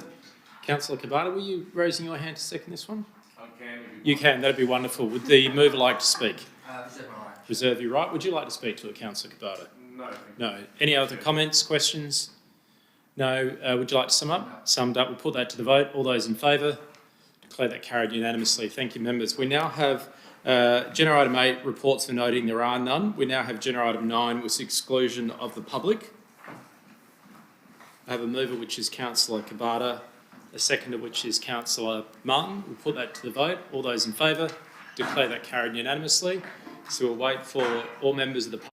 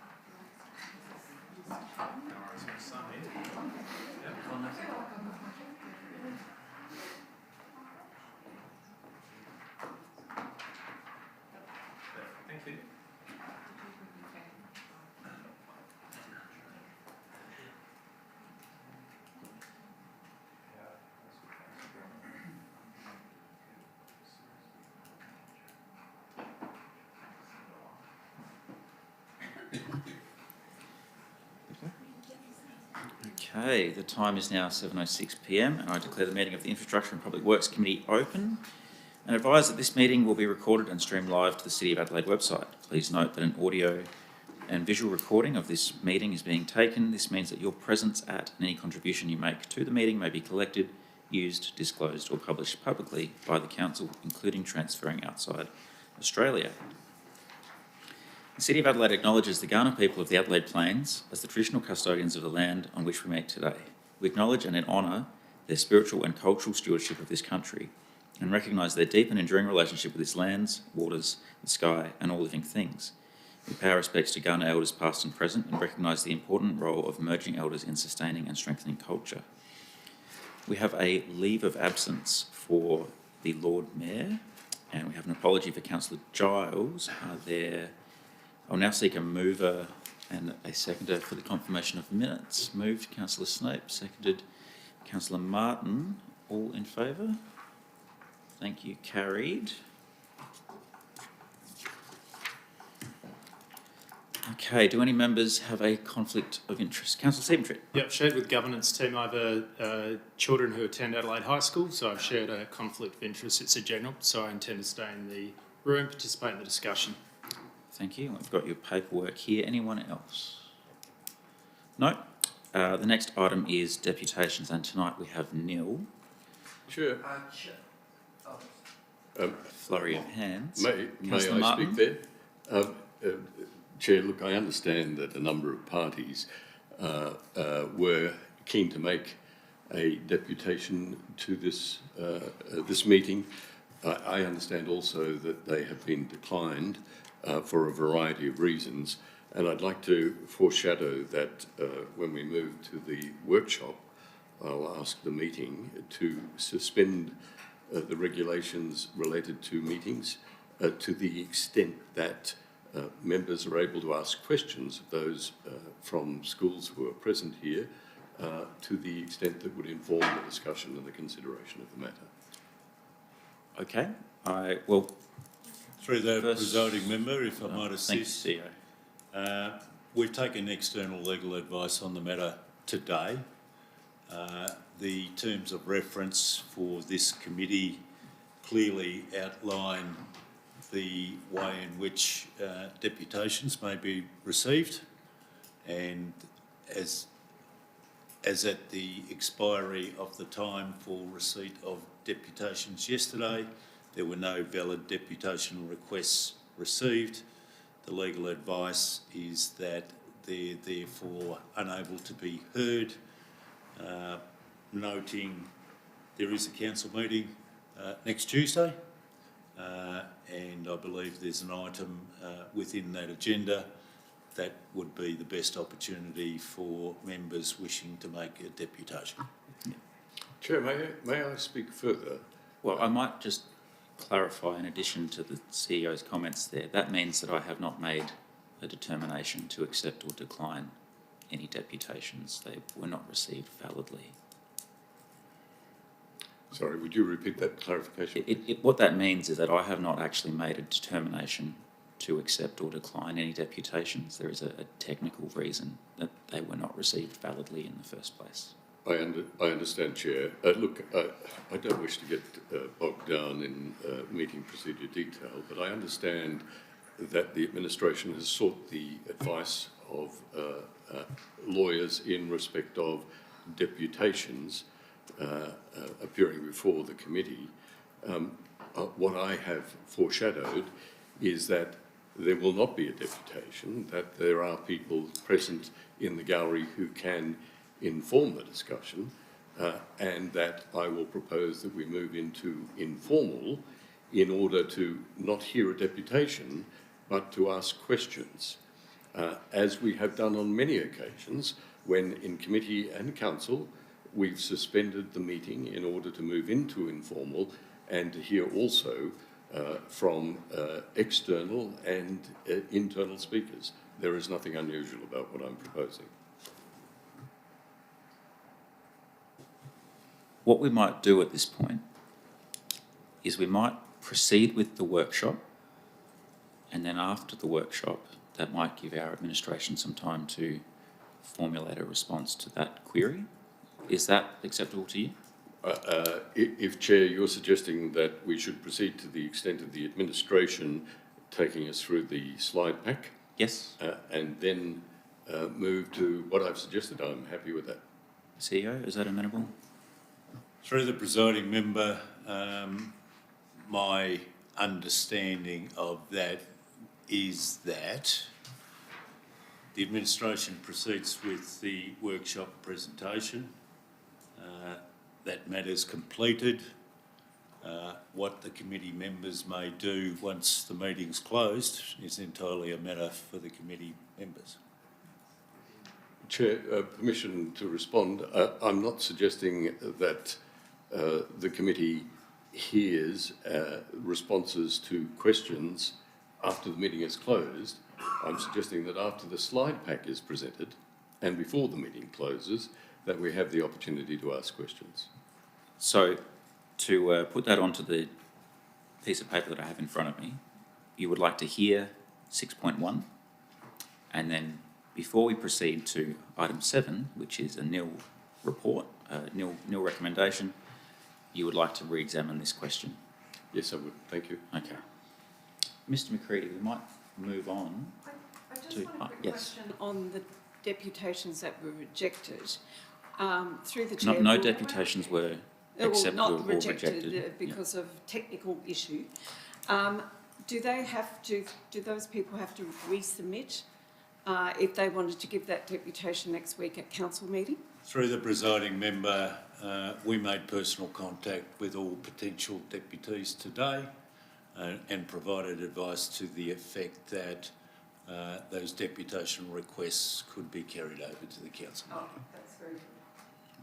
Councillor Sebentree. Perhaps, Chair, just to share an observation, I know a number of people have attended tonight in the public gallery, taking time out of the evening. I think we should recognise their commitment to their schools and thank them for coming along, even though we're working through a little bit of administrative issue here as to whether they can speak or not tonight, but I think we should recognise their commitment to their schools.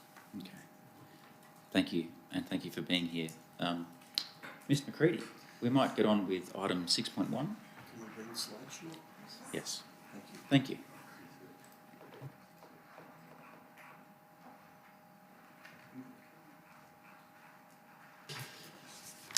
Thank you, presiding member. So tonight, it really is a follow-on from the conversations and the detailed conversations we've had with elected members, not only through the School Travel Safety Implementation Plan, but also through the business plan and budget.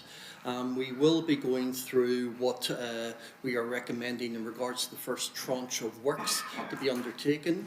And the first tranche of works is actually following the School Travel Safety Plan, where we try to balance the deliverables among the majority, if not all the schools, all 12 schools, with speed being the first one in regards to reducing speed, other things in regards to actuated crossings, and then moving into general signage.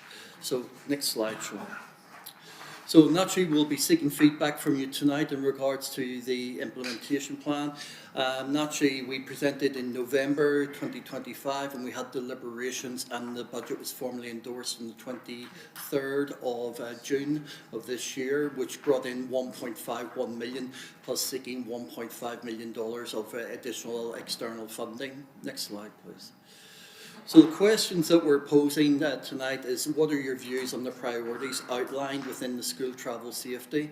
And as indicated, we've had a deputation and we will hopefully have some deputations from various schools to understand what we're presenting tonight is the start, the commencement of with funding.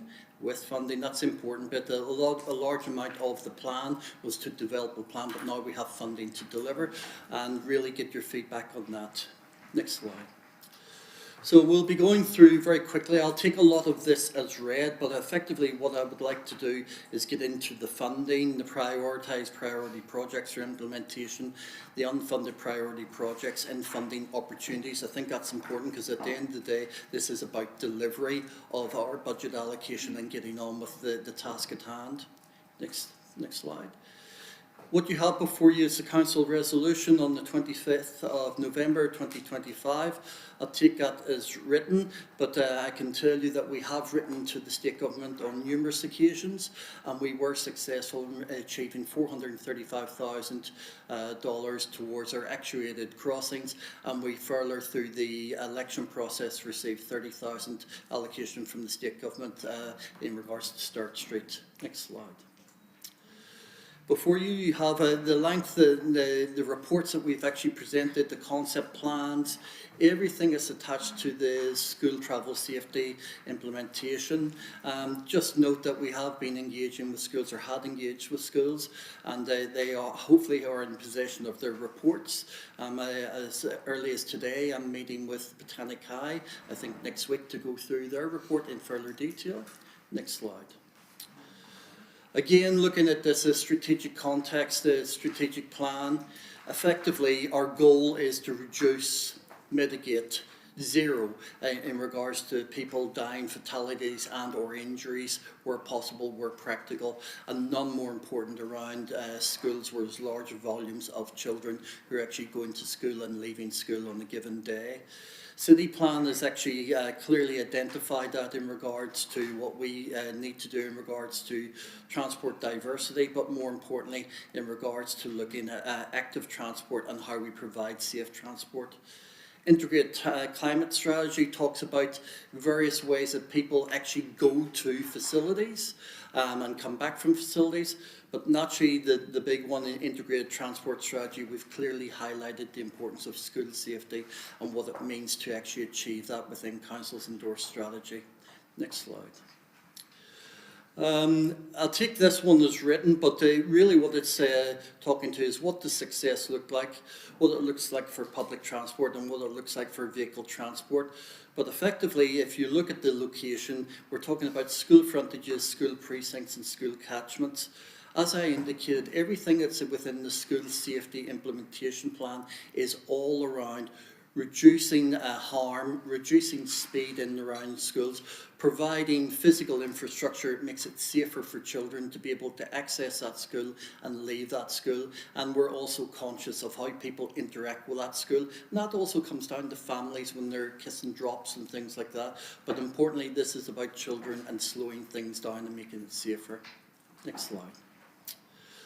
Won't go through this one, it's just a simple one. It explains the previous ones, but it shows you exactly our thought process and how we're actually thinking about schools and what we're going to provide and who we need to engage with.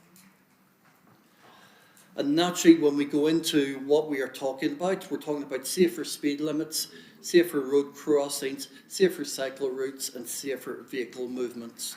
Now, whilst we're doing that, we also have to understand that we still are conscious in regards to the overall transport network. So effectively, whilst doing this, we want to make sure we still have a successful transport network within the city. So effectively, we'll be working through that. Next slide. So, what are we talking about? So you can see certain pictures before you and whatever, which indicates various different ways in regards to street design elements and open streets and whatever. We're just giving this as a way of example, but in the first tranche of works that we're suggesting, the first things that we want to do is we want to take the speed out of the roads in adjacent to schools. That's really important. We heard that a lot from schools, and in the deputation on last Tuesday's council meeting, that was very clear. So what we're wishing to do is we've been working with DIT is to get those speed limits right down. At certain times it may be during children going to school or coming back from school, but in certain times it may be actually reducing the speed within said streets, so there's a comfortable zone within that street. Next slide. So this is how we've prioritised and ranked and prioritised. And again, this was all assessed against the endorsed position of ITS, but also the conversations we've had with Council in regards to school travel safety. Also, the elements within each school plan, we've assessed that as well, and we've prioritised that based on quick wins, short, medium and long-term wins that we can actually implement and make it safer around the school. Next slide. So funding, this is where we'll start. I'll do this one and then I'll hand over to Sean. So effectively, as I indicated, in the draft consultation plan, we went out on 1.51 million, which was formally endorsed in June, but with the objective to also go out with to get additional funding from the state government of $1.5 million, so a quantum of $3 million. To date, as you look down the grant funding secured, we've achieved 465,000 of that $1.5 million, and we're still working on that. We also had a carry forward from St Aloysius of 150,000, so we've brought that in. And with the grant funding, the 1.5 and the 150, we've got a total budget for the 26-27 budget period of $2.125 million. Now, we're still chasing the $1 million down beneath in regards to making up that total, if not more money. So working within the confines of the existing budget, I'll hand over to Sean. Thank you. So I guess run through each slide and happy to take questions on the slide. Yep, that'd be great. Okay. So Councillor Seventry, you have a question? I'll wait till we speak to the slide and then Okay. I'd like to ask a question. Sure thing. So priority one, as was mentioned from Tom, the first priority is safer speeds. So school zones, there's a number of schools that don't have school zones on streets at their frontages, and priority one is to get those school zones implemented. These school zones require Department of Infrastructure and Transport approval due to the nature of what's being proposed. School zones with PAC crossings require DIT approval, and as well as the 40-kilometre time-based speed limit zones. So that it would be priority one.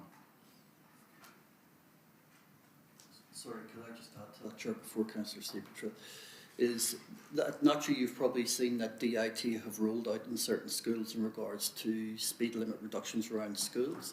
What that is in principle is that they've reduced to 40 kilometres per hour around schools around time periods. So from looking at this, you will see some schools are 25 and certain schools will have a 40 attached to it. They're normally with bigger, more busier roads. Normally there's double lane or so on and so forth. Now, where there's, for instance, if I was to give a way of example in regards to Adelaide High, where there's suggestion of a 40 time-based speed limit, we're also supporting that and waiting for DIT consideration and approval of a reduction in speed on West Terrace from 60 to 50. So effectively you go 50 and around the school during set times it would go to 40. Just to explain that DIT will determine the adequate speed around the schools. Thank you, great clarification. Now we've got questions. Councillor Stephen, Councillor Noon, Deputy Lord Mayor, and then Councillor Freeman in that order, please. Fantastic. Thanks for presenting the information like this. It's really useful. I've got a couple of questions in relation to this one. First one is I can see there's a couple of schools in the list where not all of the streets that are in around that school are on there. I'm not sure whether that's been done for shorthand, but just to double check, for example, CBC Junior Campus, I know that that's Wakefield Street and East Terrace, so I'm curious as to whether East Terrace is included in that. And equally Adelaide High, we don't have Curry Street on there. So are we assuming that it is all affected streets around the school, or is it only what's listed up on the screen here? We're still working through, I guess, some of the schools because there's a bit of back and forth with Department of Infrastructure and Transport, and it's really around those 25-kilometre when children present zones feedback, keep them as small or as short as possible to assist with visibility and compliance, and the 40-kilometre time-based, they tend to be the larger zones. We're still working through that, but some of the streets, some of the zones were, the concept plan is what we're seeking. Yeah. Okay. I appreciate the 25 versus the 40. I suppose just to clarify my comment, it's making sure we're picking up on all the streets that are in immediate proximity of the school. I know, for example, Adelaide High, there will be a lot of students who move up into Curry Street who are looking at using public transport. So that's one bit of feedback. Question is, in terms of the order here, is this an order ranked from the highest priority at the top to the lowest priority at the bottom? Or is it that they're grouped? So I can see in approval status we've got, what, 1, 2, three, four, about 5 different groupings. Is that how they're set up? Can you just help explain how to interpret the table? Generally, it's really around the complexity. So the ones that we considered more likely to be approved by DIT, start with those. So North Adelaide Primary School and Sturt Street Community School were the ones that similar to other zones that we already have, say on Gilly Street, around there. And then the 40 kilometre more complicated, really around the largest, the streets that are wider and more lanes, and working through with DIT where the signage actually is located and relative to traffic signal intersections and things like that. So they're all a priority. It's really just around working through the specifics of each individual site and getting it across the line with DIT as soon as possible. So the ordering is more around the complexity as it relates to working with DIT rather than any other priority. That makes sense. I think, before we go on, Mr McCree has something you wanted to add to that answer. Through you, Chair, just to reiterate and picking up on what Sean said, is that from our perspective, the priority one was for all schools in regards to school speed. So what you see tonight is all schools are priority in regards to this section. Yep, so they're all priority one. That makes sense. And something else just to add as well, I pulled up the concept plan on here. So if we look at the St Mary's, it's referring to the streets on the north and the south. On the east, they've got Grey Street, that has an existing 25 zone. Yep. Okay. So that won't be reflected on this. This is a change log, basically. Okay. Right, that's useful. No, thank you. My final question is 530 grand. Are we talking signs with speed limits? Is that what's happening for 530? Through presiding member, very expensive signs. No, this not just signs. There's line marking associated with that and incidentals to basically address that priority one. So it's not just the sign and whatever. Great, thank you. Deputy Lord Mayor. Look, I actually find this all very, very confusing and a mismatch of numbers. I just think when you actually look at 40k time-based limits on Grote and West Terrace and St Mary's College, and then you go to 25 on Franklin Street near St Mary's College, and then 40k on West Terrace and Glover Street near Adelaide High School, and 25 on quieter streets such as 10th Street, Sturt Street and Hill Street. That, to me, is, as a driver, I mean, there's no consistency. I think there is a strong argument for one easy, understood school precinct speed limit, and 30k, in my opinion, would be more consistent with a safe system approach. And I did do some digging on this, and the World Health Organization recommends 30k limits around schools and other places where children are walking, supported by traffic calming design and enforcement. I actually think that our strongest position is to retain the existing 25k protections, but advocate that no school precinct should exceed 30k's during school travel periods. The Australian Government Road Safety Material reports that when a pedestrian is struck, 30k's, fewer than 10% are expected to be killed, and it bumps up when it's 40k's. The fatal risk is about 26%. That's quite a huge difference. So I think that 40%, and it does actually say that DIT has advised council to consider 40k. It doesn't actually say it must. So that's probably a question, how strict is DIT on this? Mr McCree. Through you, presiding member, we've been working on this for a while, extremely strict. So this is a condition, this is basically the standard, and I've heard you saying 30 in an ideal world, that would be probably ideal. Well, I'll give a way of example. If you go along Goodwood Road at the minute, it used to be 60, and then moving, as you got near the school, there was traffic lights and there was people who were indicating to slow down. What they've done in Goodwood Road is they've reduced that speed as you enter into Goodwood Road into a 50, and then as you approach the school at key periods and whatever, it reduces to 40, and they've got certain infrastructure that actually states that as well. No, it's still in that infancy and whatever, so it'll be interesting to see how, as it moves along, how successful that's been, but it has certainly slowed down traffic, and I'm one to vouch for that. I drive that way every day. It works. It works. Now, the reason why the 40 and the reason why the 25, I'll give the example of St Mary's College and whatever. Grote Street is completely different to what Franklin Street is. So Franklin Street can accommodate a 25 with the volume of traffic. Growth Street to come across their Donald Bradman Drive to go across West Terrace, and then to basically slow down quickly and whatever to 25.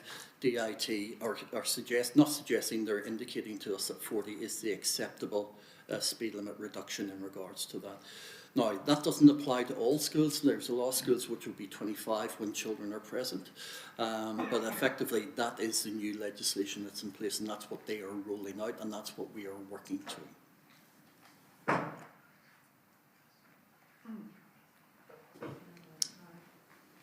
No follow-up, Deputy Lord Mayor? Okay. Well, you know, it's a done deal, isn't it, really? Councillor Freeman. Thank you, Chair. I was going to ask a similar set of questions. So are basing their advice off of traffic volumes? Is that the approach that's been standardly? Through the Chair, I'll be able to provide more information when I meet with them on Thursday, hopefully with a satisfactory resolution. But we've had to do traffic impact statements and provide information to look at reduction in speed limits. They've got the information before them, and this is where we're at in regards to DIT presently. But again, the two speed limits in regards to schools are 40 and 25, depending on the nature of the street and the conditions associated. Yeah, I understand that, and they certainly are rolling out 40k speed limits. I guess to echo some of the concerns of my fellow councillors, it's the inconsistency that not only is a safety risk, but difficult for us to communicate to our communities. And so if Dick can explain how they have standardised this, if there is a trigger point where traffic volumes cannot have a speed limit lower than 40 kilometres, then so be it. But I am not aware of such a threshold.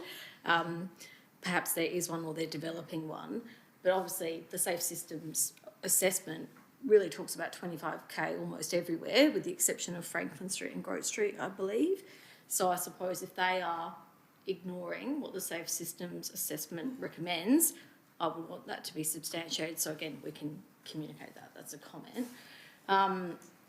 The other question I had about the status of these speed limit changes, and it's great that all schools are included in that, and I think we'll take whatever reduction we can get, but noting about half of them are subject to approval still. In the event that an approval is not given, is the budget allocated? Let's pick, I don't know, CBC Junior Campus, for example. Is the budget allocation for that speed limit change going to go back into the 26-27 budget overall, and we can reallocate it for CBC Junior?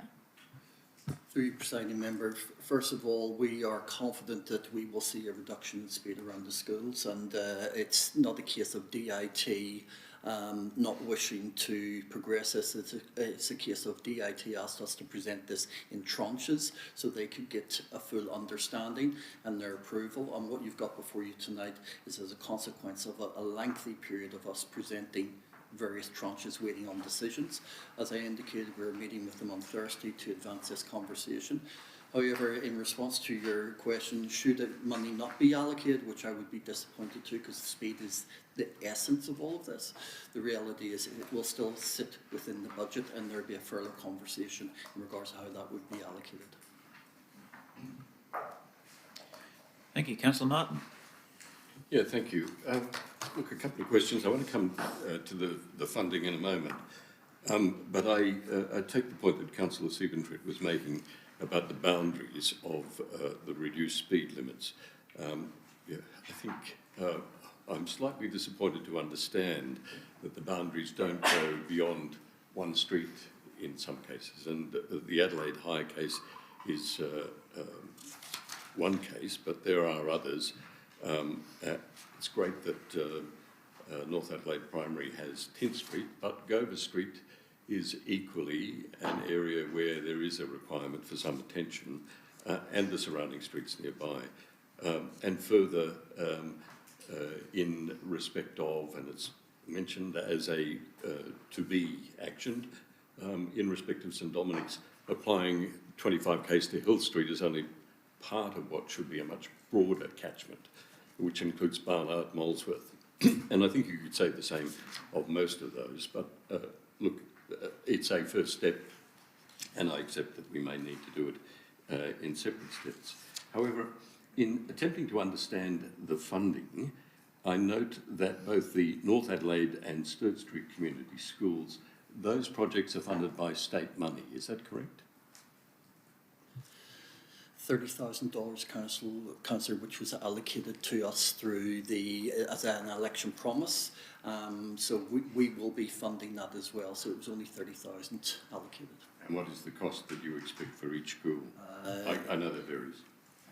I would need to come back to you, Councillor, because again, just to highlight, when you talked about Adelaide High, you said you're disappointed just one entrance. As you see that we've covered off in West Terrace and Glover Avenue, which is the two main entrances in. A lot of these schools take that into account. So I can come back to you on that. All right, thank you. And in respect of St Dominic's, it is the only one that has the words "to request." Does that mean we have not approached it yet to discuss that? We've had preliminary discussions with the DIT, and as I indicated, Councillor, we will be having further conversations on Thursday. I'm wishing to finalise both this and other speed matters which relate to parklands, so we can progress with these matters. And then in respect of the costs, when this matter came before us in November last year, and was to come back to us early this year, there was an expectation, in fact, I think they were described as quick wins, easy wins that would be funded through the 26-27 budget. We are now into the subsequent budget, and I'm just wondering whether there is a way of ameliorating that cost. That's a very significant part of the current year allocation. The presiding member has indicated, I think in response to Councillor Stiebertritt, 530,000 isn't just for signage, it's for all the associated line markings and the ancillaries that go with to achieve that speed limit change. Now, this is an estimate. Once we get more detailed figures, we can, as indicated, we put back into the budget. But effectively, as an early estimate based on the volume of the works that need to be done in regards to the priority one, that's where we've come up with. And just finally, Chair, if I may, is it proposed that each of these will be rolled out as they're approved or as a group lot? Through you, presiding member, what we would like to do is effectively get this done and get it contracted as quickly as one batch so it can get done within the financial year, if not sooner. If I may make a comment in the form of feedback to the administration. Look, I understand the cost efficiencies in letting a tender for all of the schools, but it seems that there's a degree of complexity associated with some of the schools, and it would be a shame to neglect the others in the process of waiting for advice to go to tender, when in fact we could, at some slightly increased cost, I dare say, proceed with each of them as they're approved. The presiding member will take that into consideration based on the responses we get from DIT. Naturally, if they are slow in their responses, we will tackle those ones which have been approved. Thank you. Okay, thank you, members. We might move on to the next slide. Thank you, team.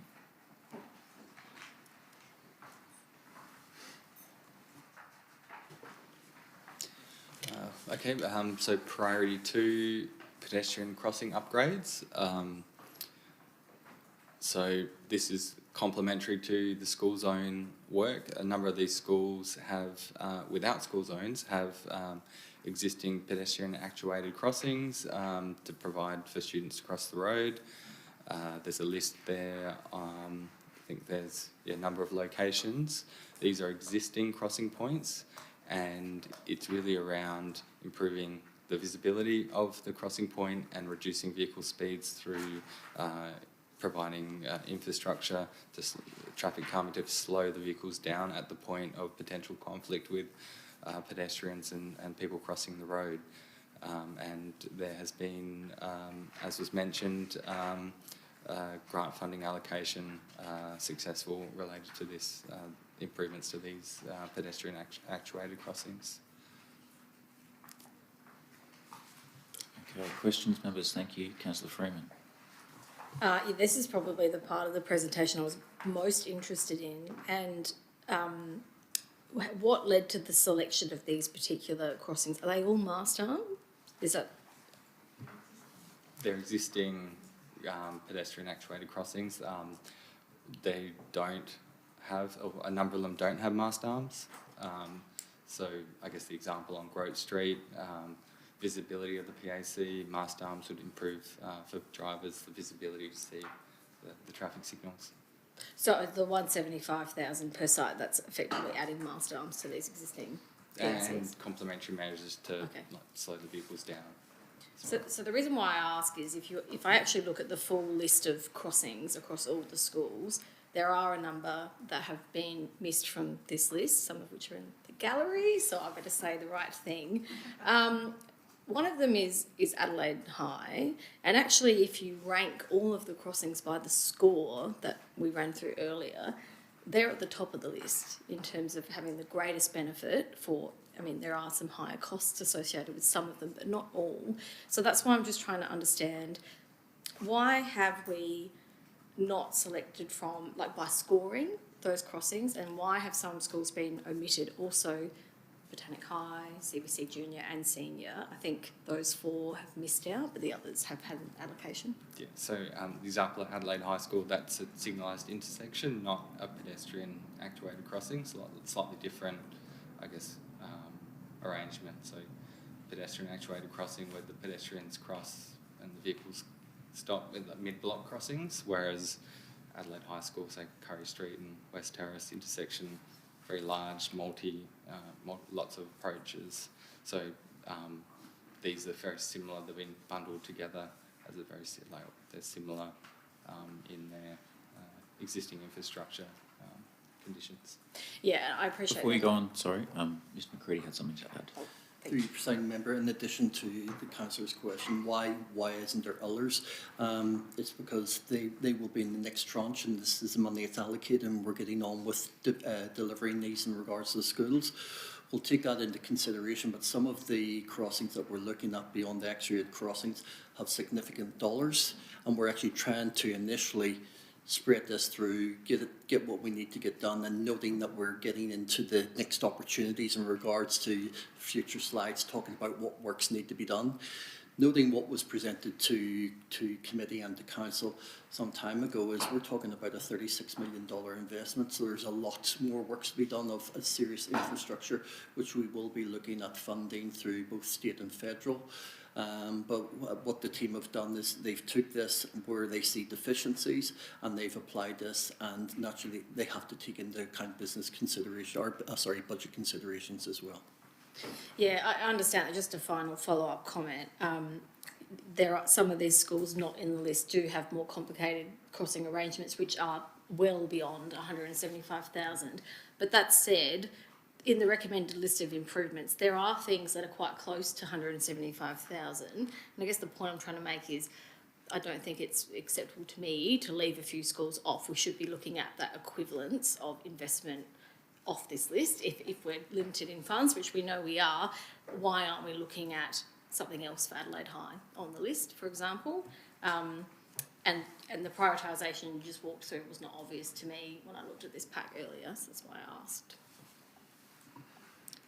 We might move on if there are no further questions on this slide. Councillor Martin. Yes, look, I do have a couple of questions, and look, I endorse what Councillor Freeman is saying, acknowledging that any improvement in school safety is welcome. I have a question in respect of the whole program. I know the administration is constantly lodging applications with government for project assistance, and that's a good thing. Generally, though, the principle is where these programs come along, we fund, and indeed the administration makes reference to it frequently, we fund them through the surplus, not through taking funds from an allocated budget. Why have we chosen to, and I'm not sure I'm in agreement with the priority list anyway, but why have we chosen to set aside our own priorities for this at this point in time? That is to say, it is supposed to consume an awfully large amount of the budget that's allocated.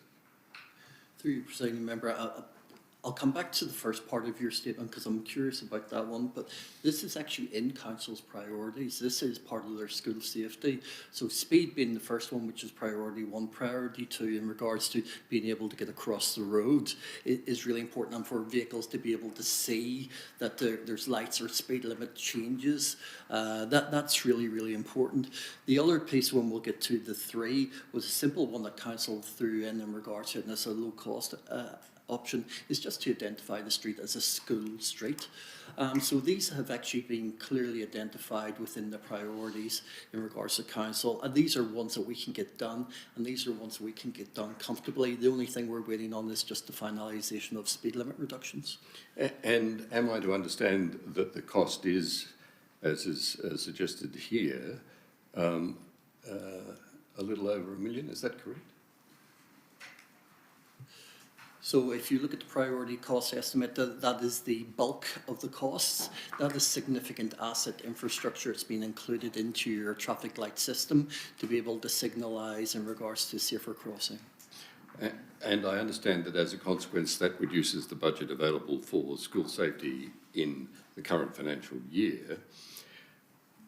But I'm wondering why that is the case, given that all that's scheduled to occur in the current financial year is detailed design. And the paper in front of us says construction's 27-28. So, Councillor, through you, Presiding Member, the cost estimate is $1.4 million. That includes all of that. That's design, construct and whatever, and if we can construct it quicker, we were doing it, but based on decisions of council to move forward, and naturally changes if there is any, and naturally we have to do consultation in regards to DIT and relevant agencies. But effectively, 1.4 million to do all of that is actually quite reasonable, considering to do a traffic light system, you're talking about $250,000, if not more, just to put one set of systems in. No, I appreciate the answer. I guess the question is, why does that $1.4 million impact so negatively on the 26-27 budget for school safety when the bulk of the expenditure is in 27-28? I understand your question now, Councillor. We've put indicative timelines in regards to that, but what we're doing is working to budget allocation in regards to the figures beneath. That's what we have allocated within 26-27. Should we construct it within 26-27, we've got the available budget. Naturally, what we need to do is design it. You've got the costs, and what you're trying to say is, would you not be asking for more money in 27-28? Yes, we would be. But effectively, this is a $36 million proposition over a period of time, and we've listed what is priority to us. The timings are just where we think it may land, but if you want it better to align to budget, we'll do it, but we need that money to achieve this. Well, look, if you're looking for feedback, then my personal preference, given that construction is already slated to happen in 27, 28, 28, 29, that cost should be allocated, less design costs, to those financial years rather than 26, 27. Through you, Presiding Member, we'll take that on notice, but what we will do is, again, this is basically a preliminary in regards to the works that we need to undertake. I can tell you that there's far more pedestrian crossing upgrades within the overall budget that we'll need to do, but effectively these are the ones that we believe we can deliver. But I'll take note 27, 28 and 28, 29 and come back to the Council. Thank you. Okay, thank you, members. We might move on to priority 3. Next slide. Thank you. Thank you. So, yeah, priority 3, as was mentioned, signage really to identify to everyone using the street. There's a school. This is a school street. There's a school on the street. A lot of our schools are, I guess, not as visible due to various the arrangement of the street, and it really is just identifying that. Through you, Presiding Member, the reason for this, and this was discussed at a meeting some time ago, is that this is non-legislated signage, but what we wanted to do is to have something in advance of signage which actually indicates that vehicles people are entering into a school street. It needs to be visible, it needs to be big enough, and it needs to be in a prominent location, and it's in addition to the reduction in the speed limit signage. The one on the left typifies a primary school, and the one on the right is our interpretation of a more senior as you're starting to get through. We're happy to work with that. We even talked about including school logos onto the school street sign so that it reflects what school is within the street. But these are in advance in the streets so people know they're actually entering into a school street. Question, Councillor Stephen. Through you, Chair, I'm not familiar with this form of signage, Mr McCready. I'm wondering though, are there examples elsewhere in the state where this is being used that we can have a look at?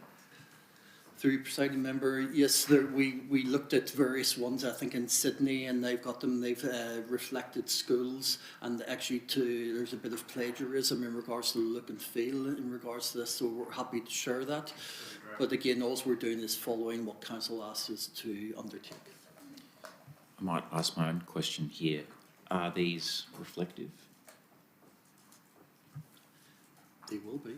Like with They'd be shine light on them? highly visible, and what you're talking about is a day-night time. Yeah. Yep. Any other questions on this slide? Just further to Councillor Stephen-Tritt's remark, look, it's a jolly little sign, there's no doubt about that. I'm not sure that it would provide the warning that we expected it would. Generally, people expect to see, silver signs or red signs, something that attracts attention. That looks for me like a sign for anything really, school fete or whatever. Through your presiding member, if I bring council back to the discussions around this, in lieu of legislate statutory signage, you were wishing that there was something there that could indicate the school street. Effectively, if we start to go into the realms of red triangles and whatever, we're replicating legislative signage, which is outside our remit. We can only provide what we need to provide, which is through DIT. This is something which is bigger, bolder, which signifies there is a street, there is a school in that street. So effectively, it's another notion of people being forewarned. Thank you. Councillor Kouros and then Councillor Snow. Just on signage, this might be a very silly thing to say, but I've been doing some research in that. I mean, I don't mind the idea of saying it's a school street, but have you seen those signs which indicate that you're driving too fast or you're driving inappropriate sign? They flashed red and they flashed green, and there's one that started in Western Australia where it's actually got a smiley face on it. They're quite visible, and have we thought about that? Through you, presiding member, I'm very aware of those speeds. What they normally say is they set what the speed limit is, and it tells you whether you're green, you're inside the acceptable speed, or red, and you're over. Typically, a lot of them are done in advance of traffic cameras and stuff like that. However, we're happy to have a look, but we would need to sit down with our colleagues in DIT to see their application and is it applicable for this. Okay, thanks. Councillor Snow. Can I make a comment on this particular slide? I actually quite like these signs. I think they're very visible, especially on the PC. Probably less so with the the projection. Noting as well that it is priority 3 and priority is the speed limits and the crossings, and that the remaining budget is 150,000. I think to be able to get these signs in front of all the schools except bar one, which is university, I think is actually a really good accomplishment in regards to funding allocations. It's something visible and clear, and hopefully near enough. I won't say immediate, but near enough immediate, because one of the concerns we've seen from parents, from teachers, and from other people concerned about this is how fast we can move on this. So I just want to actually commend the administration on all the work they've done, but I think this one is low-hanging fruit, a quick win, and an important win for safety and visibility. Thank you. I like the signs. Next slide, please.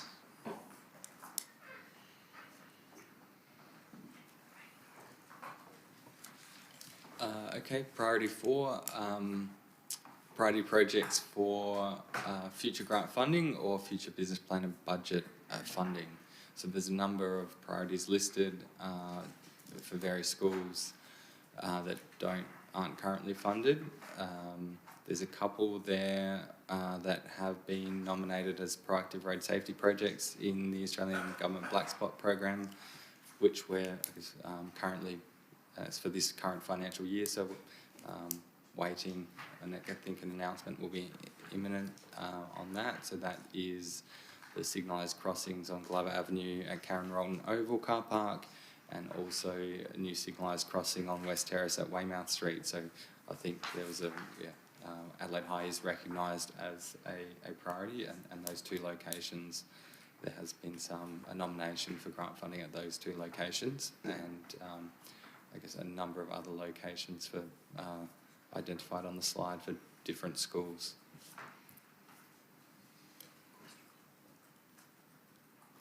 Councillor Snap? Might make another comment just in regards to, I know there's been a lot of passion, rightly so, from parents and teachers around getting as much done as possible and getting action. And I think seeing that there is still quite a list of things to go, and that council is seeking, in just this next financial year, an additional $1 million funding from the state government. See if we can get support from parents, from teachers, from people out there in the community to actually perhaps letter write to the local MP, the education minister, whoever it might be, and reach out and ask for that additional funding support for council. We can start getting through some of this next tranche of works as well, and that's a really good strategy, I think. Take that one as a comment. Councillor Martin and then Deputy Lord Mayor. Thank you, Chair. Just a further question through you in relation to those crossings. When do we expect that announcement? For the Adelaide High School, I've followed up, and my understanding, I'll get told this is a couple of weeks ago, or a couple of months ago, is a couple of weeks away. So it goes through to the federal government and then comes back down to state government, and the announcement gets made. So I can't soon, as soon as, hopefully. Imminent. Well, everyone seems pretty convinced, so that's good news. Thank you. Look, Chair, in respect of priority 4, this is where, for me, it becomes a bit confused. The priority projects that have been identified here are all worthwhile projects, and indeed anything we can do across all schools to improve safety is important. But some of these priorities don't necessarily accord with what was recommended in the Substantial School Travel Safety Report, and I'm not sure they actually accord with the priorities of the schools concerned. And I say that knowing some of the cases quite well. For example, there is mention here in North Adelaide Primary School of safety improvements to Margaret Gover, Margaret Tint. That doesn't appear at all in the report. And I know from the school that higher priorities include parking arrangements out the front of the school to enable satisfactory pick-up and drop-off, and some attention to Gover Street itself, where there is now a crossing which is frankly often unsafe.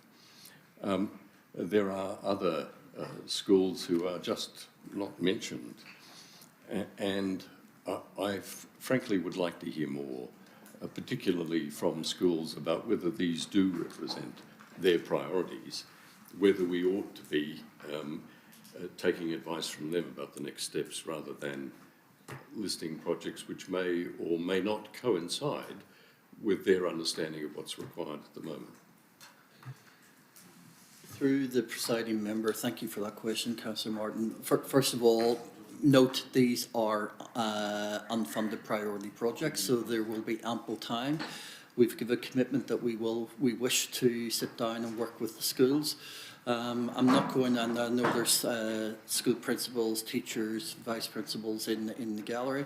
I'm not going to predetermine what their priorities are, because I would assume that everything that's on the school list for that school is a priority to them. But from my perspective, if I was to talk to Adelaide High, they've got a number of intersections, and having sat down with some of the people from that school, those intersections are the main cause of their grief. Now, it's not the only grief they have, but it's speed and the intersections and resolving that and making it safer for the children. They've had to adjust their school times and stagger those times to allow for the children to get out safely and to navigate through the streets. In regards to North Adelaide Primary School, and just coming to your commentary, these are identified. They mightn't be drawn out completely, but these are part of the improvements through the school safety that we believe will assist and make it better for children and parents and visitors to navigate around that school in a safer manner. But again, we will sit down with North Adelaide Primary School and have that conversation. Thank you for that answer. And look, frankly, it's not only that that I'm drawing attention to, it is that other schools are completely off the list. St Dominic's, which is also in North Adelaide, has pressed the case for a drop-off area similar to North Adelaide Primary, and that's not there. I guess, and I don't know whether you can give me any comfort, but I guess the problem for me is that we're being asked to consider all of this, and I repeat, every measure to assist schools to improve safety is welcome. But we're being asked to consider these notes and priorities in the context of papers which say we are helping to determine the priorities for 26, 27, 27, 28. And we're doing so knowing that each of the schools believes that their case is the one that is the most deserving.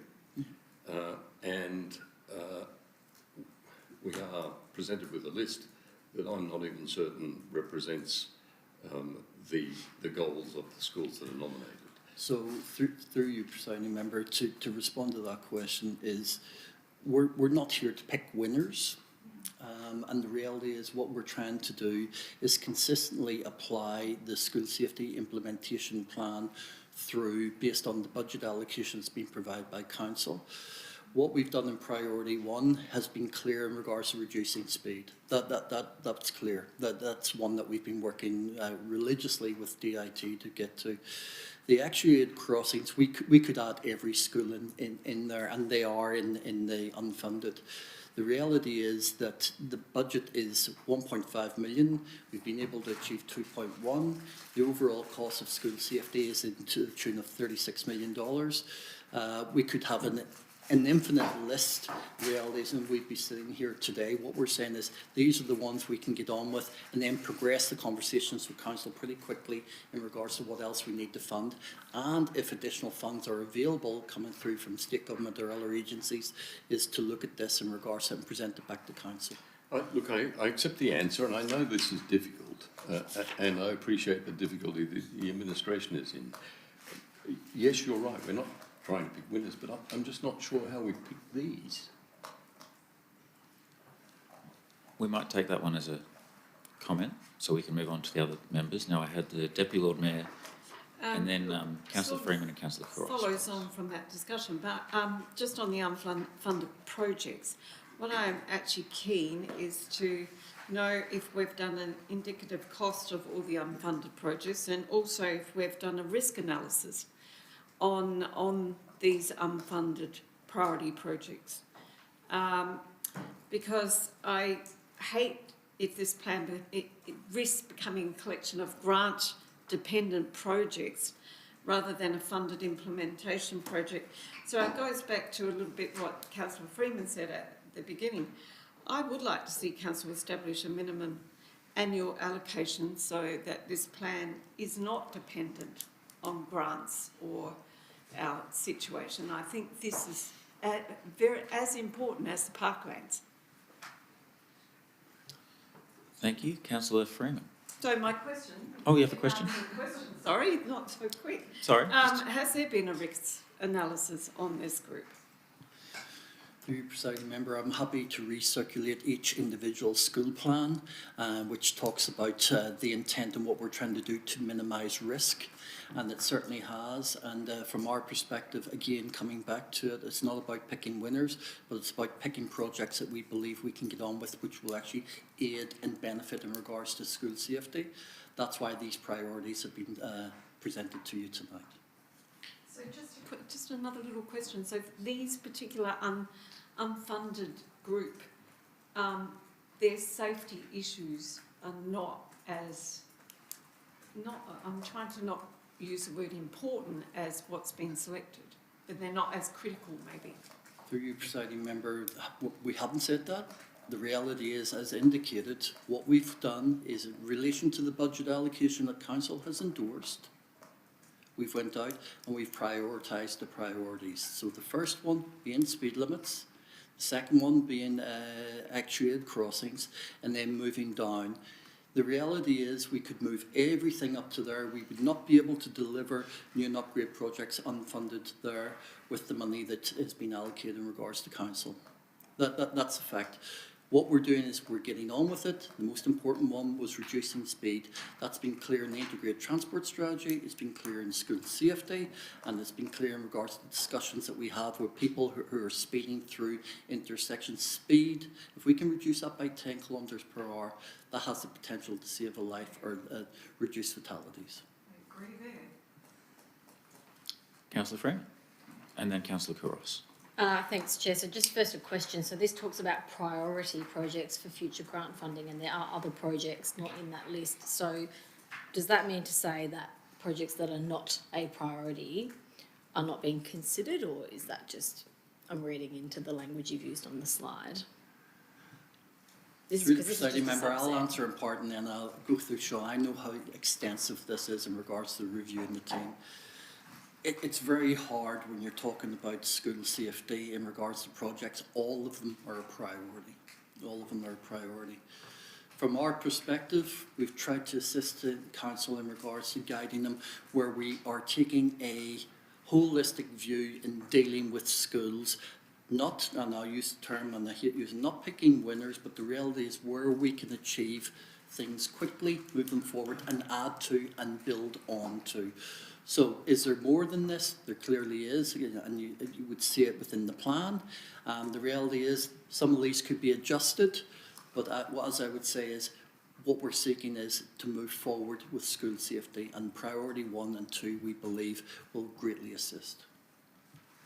Okay, thank you. I did just want to make some remarks about the prioritisation. And first of all, I know a lot of work has gone into this, and I think the actual measures that are recommended here are really sound and will make a big difference. It is really hard to balance this across 11 schools, but I have to say there's been lots of questions tonight about prioritisation, and I think it's because it's not jumping out to us why some things have been picked and not others. So I've heard that we've tried to focus on things we can deliver quickly, but we don't have dates, I suppose, of when those things will be delivered. Cost as well is a factor, but then we've also heard tonight from Councillor Martin, we actually really need to ask the schools for their top 3 list and their preference, as well as the risk. Enrolments is another factor. So Adelaide High has almost 2,000 enrolments. They travel very independently, more than half get there by themselves, by public transport, or they walk or ride. Botanic High is the same.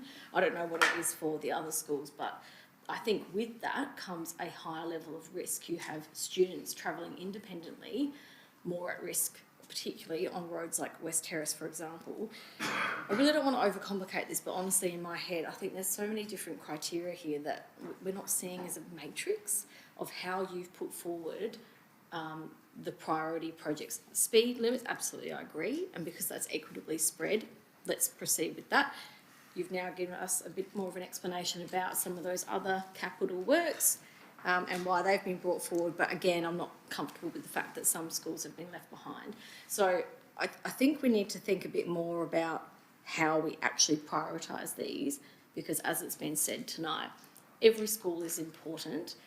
They will advocate for improvements at their school, and we need to have a good answer for why we are not doing everything we can right now. And budget is a constraint, but I just think we need to have it mapped out in a bit more detail so we can give some more assurance to our communities. Thank you, Councillor Freeman. Councillor Kouros. This is very difficult because we're working with a very small budget, and I think, you know, we all want to support every single school in the city, but we have a very limited budget, and I think in doing so we need to get maximum benefit out of it. I get that, and I think hearing a lot of the comments, and I think administration have done the best that they could in what they have to work with. Are we going to go back to the schools and ask them what is their priorities, and you're going to come back with us with their feedback on that? Is that the plan? Through you, Presiding Member, just to note that there was extensive engagement in regards to the plans that were presented. What you see before you is the items that came out from those plans. But in saying that, we give an indication we will be sitting down with the schools to talk through what is possible and what we're intending to do. Happy to hear feedback from the schools again in regards to this. As I indicated, that no matter what you do in this, based on a $36 million quantum, the reality is you're not going to please someone. What I'm saying is we're trying to get this started to move it forward, not picking winners, picking it based on what we believe is the priorities that's come through from these plans to address them. Now, Adelaide High, you've indicated, and Adelaide High are in the gallery. There's things there which are indicated for Adelaide High. Everyone gets speed reductions bar a senior university and whatever, so we do that. We're looking at the, the crossings as well. What I'm saying to you now is no matter what we present, you're still going to have to make a decision. We're trying to say, based on our best advice, this starts the ball rolling. Is it ideal? Is it perfect? No, because it doesn't resolve everything. And the reality would be is we may go through and get close to, not 36 million, but get close to 5 million or 10 million, and you may go, that's enough, it's doing what it's meant to do. Yeah. But again, what we're saying is we want to get started. I appreciate that, and also I appreciate this is a workshop, this is not a decision, so I'm really grateful that we can go back to the schools and what's been presented here and be able to have those conversations. But just as feedback in regards to the signage, I mean, although it looks great, it's a pretty little sign, it is 150,000. It was 40. Oh, I thought it was 150 altogether. Can you go back the slide? I saw closure, oh right, sorry, I read that. 45. 45 for just the signage? Okay, sorry, I read that incorrectly on the slide. Okay.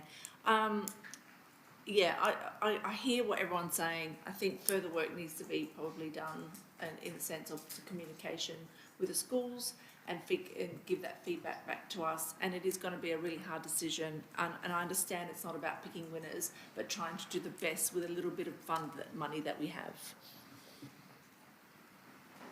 Okay. I know we've got a few people leaving, and I understand that Councillor Martin did want to move out of the meeting procedures. Yes, look, Chair, I'd like to move that... I'm not going to move it right now, because we do have 3 slides left, but I might suggest that you would perhaps take this opportunity to go and confer while we finish off the last 3 slides. Sure. Take it as read. Happy to take those. Right. Councillor Stephen, your question. Thank you, Chair. I sense that we're in the summing up phase. So absolutely agree with this discussion we've had here around prioritisations. It's an important one. The thing I don't want us to lose track of is those priority ones, those changes in speeds. If we can get an immediate outcome between now and Christmas, surely it's got to relate to the priority ones. So completely understand there's work to do around those priority 4 discussions, but let's just not lose sight of the ability to quickly get in there and start to modify the speeds, because I think that gives us an immediate outcome.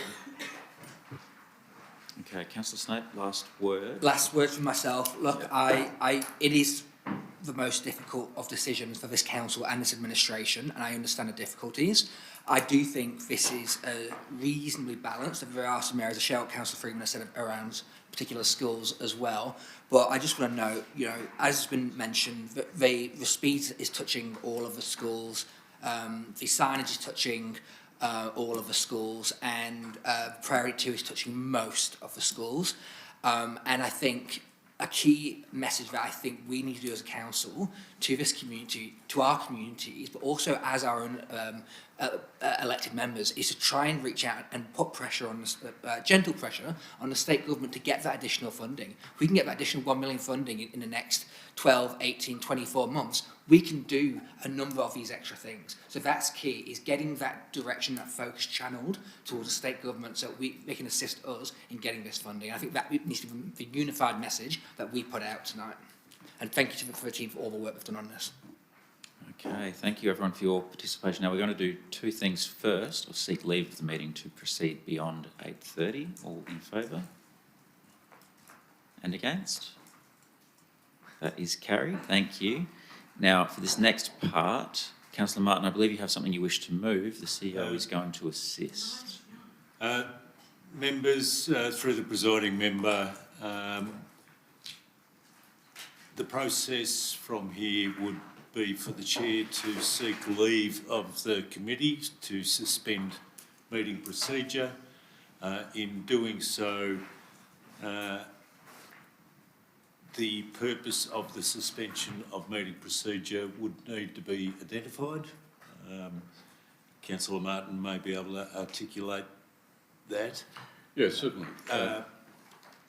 And you also need to specify a time period for the suspension of meeting procedure. So we need a purpose, a time frame, and it will require a 2/3 majority. So, Councillor Martin, if you could perhaps provide us with the suspension reason and an indicated time. Yep.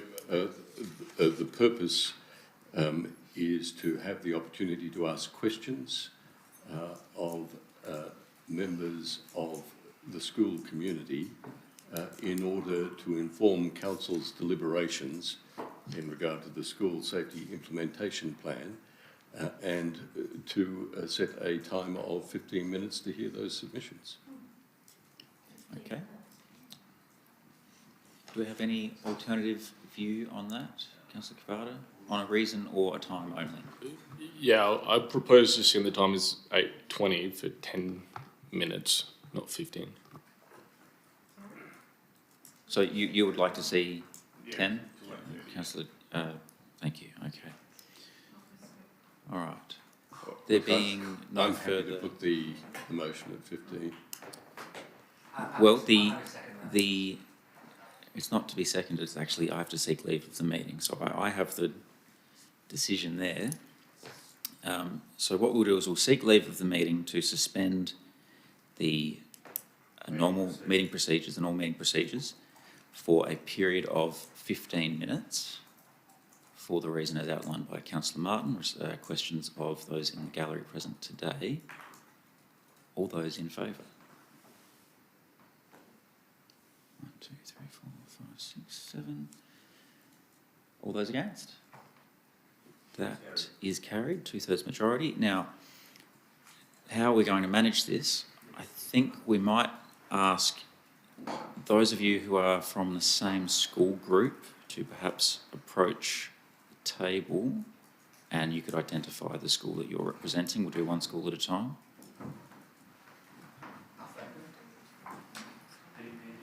Whoever's closest to the gate.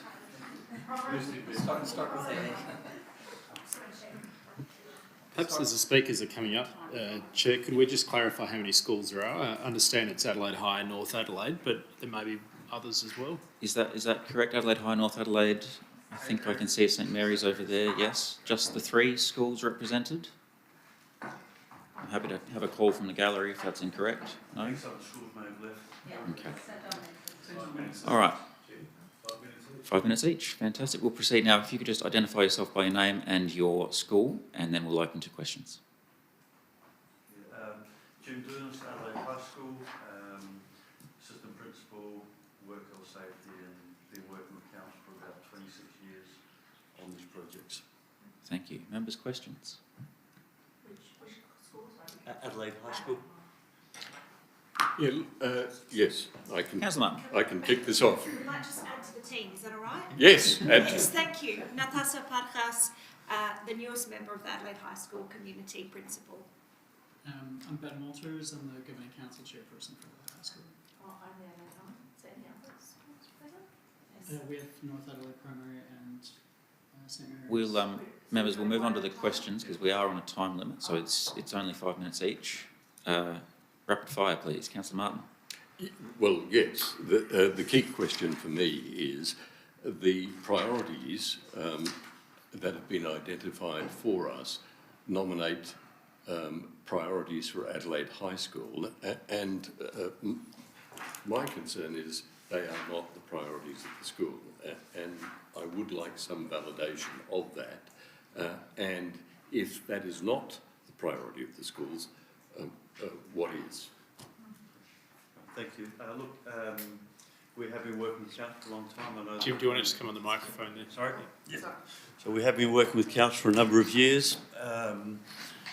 I suppose there are a couple of things that we need to just acknowledge. When council came back to us and said that they were looking at speed as the highest priority, we actually did see the sense in that, and we saw that that was fair and equitable to all schools, because we believe that all children are important, as all of you do here as well, I can see. If we were to sort of break it down a little bit more, I think there were specific things that have ended up in the unfunded group, which would make a really big difference to Adelaide High School. So a little bit disappointed there that they're not on the funded priority group. I know that when council presented us with what I would call an action plan of what might happen in our area, there were different priorities given, and I think there were 4. Did not realise until tonight that they were unfunded priorities, probably the things that as a school would have made a big difference to us. As has been mentioned, we do have separate start and finish times. We try and stagger. We have 8 members of staff on yard duty after school. I was really surprised to hear that we don't have an appropriate crossing. I think I've picked up tonight that the crossing we have is just a general crossing, which makes me think that our needs, or the needs of our students, probably not being addressed as much as we would hope. Another thing that I think is an obvious omission is the interface between cyclists and students at the crossing. When we had the Tonkin report done and when we had lots of meetings, we did talk about the fact that when the hospital opened up, government changed cyclists to ride on footpaths, and we have this lovely situation, it's not lovely, it's an awkward situation where we have cyclists who feel they have right of way, 1,800 kids walking out, and if you've got teenagers, you'll know that looking at their phone, they're walking, lots of frustrated cyclists, lots of kids who are having near misses. So there are things in this report that I think can be improved. So really surprised that we are unfunded for some of the things that would have made a big difference. Thank you. Now we have a minute 20 left. Councillor Freeman, quick question, and then Councillor Couros, quick question. And quick responses too, please. Thanks. Just quickly, so you're the only school that really is bound by these major roads with lots of traffic lanes, and they are in that too hard basket, but you don't have any other choice really. Can you just divulge a bit more about why you're staggering exit times at school, and was someone pushed onto the road at some point? Sure. So as we've just heard, the intersection is not made for that volume of student. We have a footpath which is not very wide.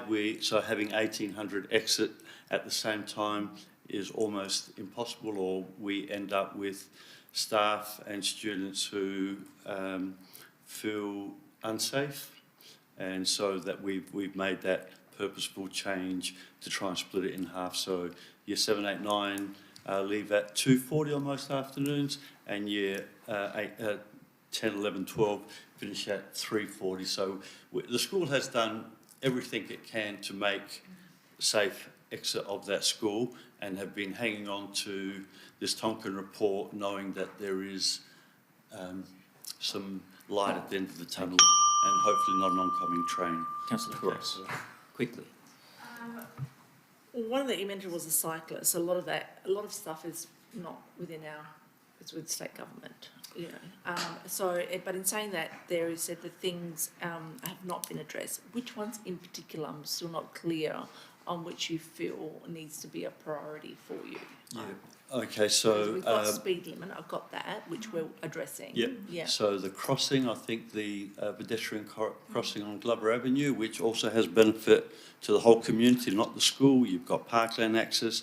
These are things that we think would benefit everyone. Talk about the cyclists. You just need to see that section of road where we have multiple crossings, signage which is all over the place, and then you get to a place where there is dirt, a little bit of footpath, trip hazards, and I'm not sure who's funding that or who needs to repair it, but certainly one of the priorities that we had put down as well, and was addressed in the action plan or the master plan, as I'll refer to. I'm intrigued to hear about just this. Before we go on, I can sense we're going to run over time here very quickly, so I'd like to seek leave of the meeting for the same reason as before, again seeking a 2/3 majority vote, to add an additional up to 15-minute suspension after the current suspension. All those in favour? That is carried. Thank you. Continue, please, Councillor Cross. I'm just wondering if some of those can be actually not part of the school safety, but maybe something that could be repaired. Is that part of? Certainly, we would welcome any improvements. So yes, thank you, Councillor Kouros. I think that would be really good. Yeah, I mean that could something administration could look at as part of our repairing and what we need to repair if there's a trip hazard, because I would not think that would come under a school safety program, if you know what I mean. Absolutely agree. There are other infrastructure things like the dedicated bus stop that at the front of the school, those crossings, etc., which are things that probably fall outside of the scope of normal repair work. But yes, those small, I call them low-hanging fruit, would be ideal to be fixed immediately. Okay, great. And I just want to be aware that the budget is really small. So I'm sure, everyone's going to do their best to try and accommodate whatever safety aspect is required. But if there is something that is beyond that, which needs to be repaired to help keep the children safe, that would be great to relay that to administration. It needs to be repaired. Thank you. Yeah, and I'll just add that we have take that one as a comment because we do need to keep moving. Yeah. Deputy Lord Member, questions, please. I'm just quite keen to know. You actually mentioned the Tonkin report. Can we get a copy of that? We have got a copy. We have that. Okay, I didn't see it. Is it in our papers? Oh. On slide 6 of the presentation is one of the links. I missed that.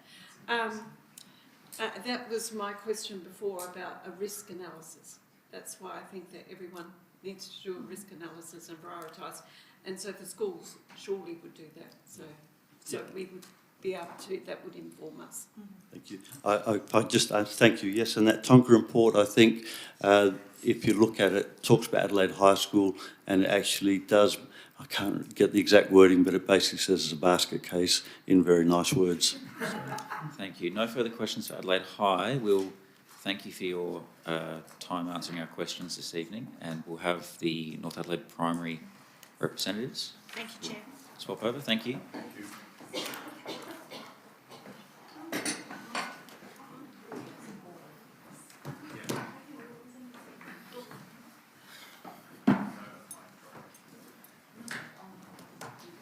Okay, thank you for joining. Just identify yourself for the record and we'll get on to the questions, please.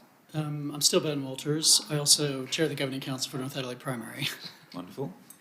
And I'm Bree Martin, a member of the Governing Council at North Adelaide Primary and also Barker Kindergarten on 10th Street. Wonderful, thank you. Questions, members? Councillor Mark? Yes. Look, I raised it earlier, and it is the question I want to know.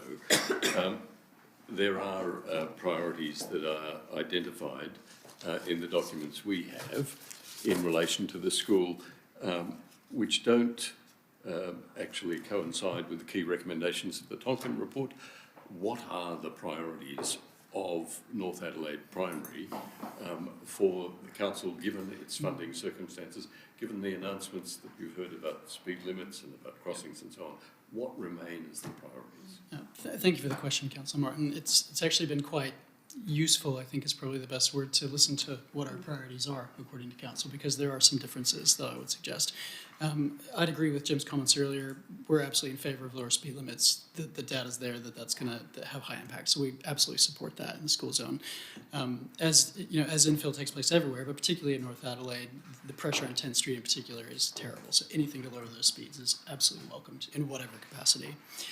The other thing that I would say is a next priority, which is also low-hanging fruit, is the kiss and drop zone, largely accomplished by signage. Again, inexpensive, accessible. We already know how to do this. There's other schools that have this functionally right now. So we're simply looking to recreate that in our own streets. There's been a lot of pushback over the years to that suggestion from various parties, but we know that it works. So I would say that's an absolute priority as well. The other thing that I would put out there, you mentioned the actuated crossings. We absolutely would support work on those as well. I do recognise that that's more expensive and there is limited funding. However, I would take issue with any treatments of the Margaret Street, I think it was priority 4 perhaps. We don't see that as the next priority. We'd actually do work on the existing crossing on Gover Street. That crossing is unsafe. We now have worked with SAPOL to have crossing guards from the student group as well as yard duty teachers supervise that daily. We still see cars, despite all the ambitious responsibilities of 12-year-olds doing the right thing, running those lights. That's not okay. So we would absolutely support any kind of treatment on that. Whether that's visibility, I think the tree canopy is going to prevent your mass storm solution, personally. I'm not a traffic engineer, but I'd throw that out there. But something needs to be done there as well. And probably the other main priority that I would put out there as well is, if we only fund construction, we're just going to be chasing budget. We need to fund studies for design. We need to actually have a sustainable pipeline of projects for our schools to, look forward beyond what we're talking about now. North Adelaide Primary is just about ready to celebrate its 150-year anniversary. So we're actually thinking about what we can do to be good stewards for future school generations in our community. So I would favour any sort of decision from council to support design projects. Then we can seek collaborative funding through other means. We talk about that, but if we don't have design, it doesn't matter. Councillor Siebentritt, question. Just through you, Chair, actually, quick clarification on something that's been raised here around kiss and drop zones. Are there signage for kiss and drop zones in the signage budget we currently have? The presiding member will go away and have a look at that. I would assume that somewhere in our budget and whatever we'll be able to find it. It's not necessarily the sign, it's the space that it's allocated to and how people actually go in and out of that space. But what didn't require any infrastructure changes, it could be in the low-hanging fruit category. I can give you an undertaking that a sign will be covered in regards to it, but again, it needs to be safe, it needs to be basically meet the standard. Councillor Kouros. So, just going on to that, I've just heard that the request has been for a kiss and drop. So, we've worked through that, if the possibility. Are you saying there's no space for it, or currently in the street? Do we need to do a redesign to facilitate I think the school, for their presentation tonight in regards to highlighting the kiss and drop, I'm not willing to make a decision without going away and having a look at it. It would be inappropriate for me. I will have a look at the reasons why one is a priority over the other. But again, coming back to the statement, a sign can be contained within our budget. The issue is, can we fit the space and make it safe for kiss and drop? Can you let us know? He's given an undertaking. Any further questions? Sorry, did you want to respond to that comment? I'm just going to make a comment and say that I would absolutely welcome that. We have had traffic engineers on site from council. Again, we were told what our priorities were. We've disagreed with those and suggested these kinds of things. So we'd welcome any sort of new study or revisiting that and give you a tour of the site anytime that you're free. Any further questions for North Adelaide Primary? No, it sounds like that's the time. So we'll have a change over the St Mary's representative. If you'd like to make your way to the table, please.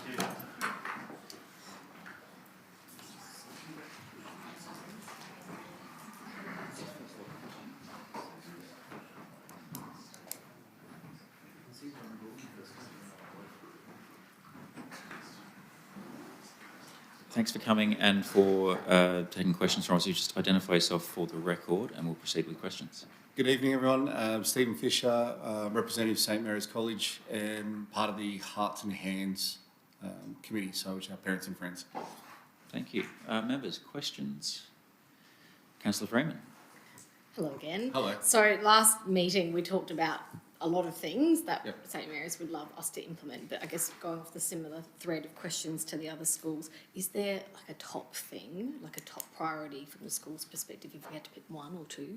I think they were actually covered reading the report. Like I must admit, after going away and rereading the report from back to front, all the appendices and everything, one thing that I found interesting was we were the only school that didn't have a template or a table that had costs against it. So all the other schools had, this is our recommendations, this is our costings. St Mary's was the only one that didn't have that. I don't know why, so I can't answer that part. The part though that I can answer is where we see our importance on what we believe. Things with the flags, and they were raised here, is the priority 1 and 2. It really is. For us, it's about lowering the speed limit, which I'd like to acknowledge that it's not just us, it is all schools, and that does sit, from what I can ascertain, within a budgetary allowance. I think that is our priority on both Franklin and Grote Street. That is something that obviously has been acknowledged, so thank you, administration. I think that's very important.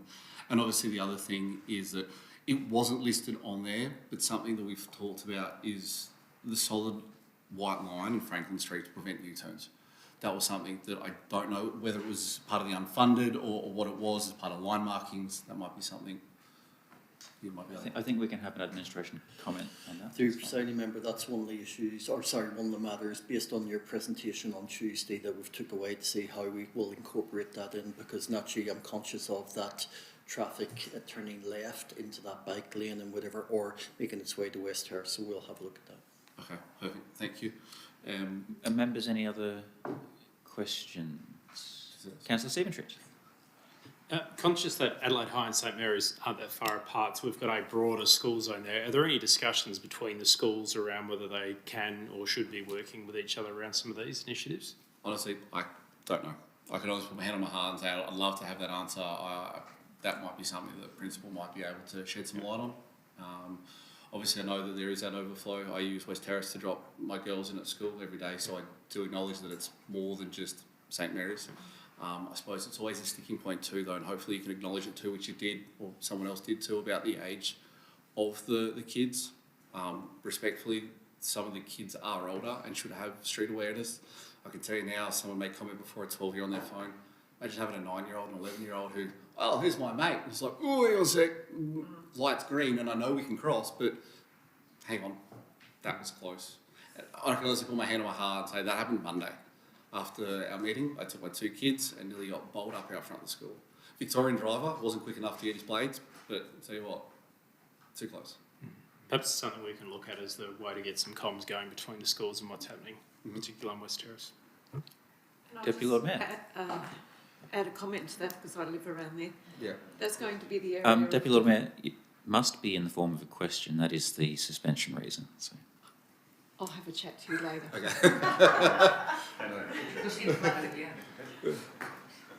Members, any other questions? We do have a little bit of time left, but if you are satisfied, I'm happy to call it there.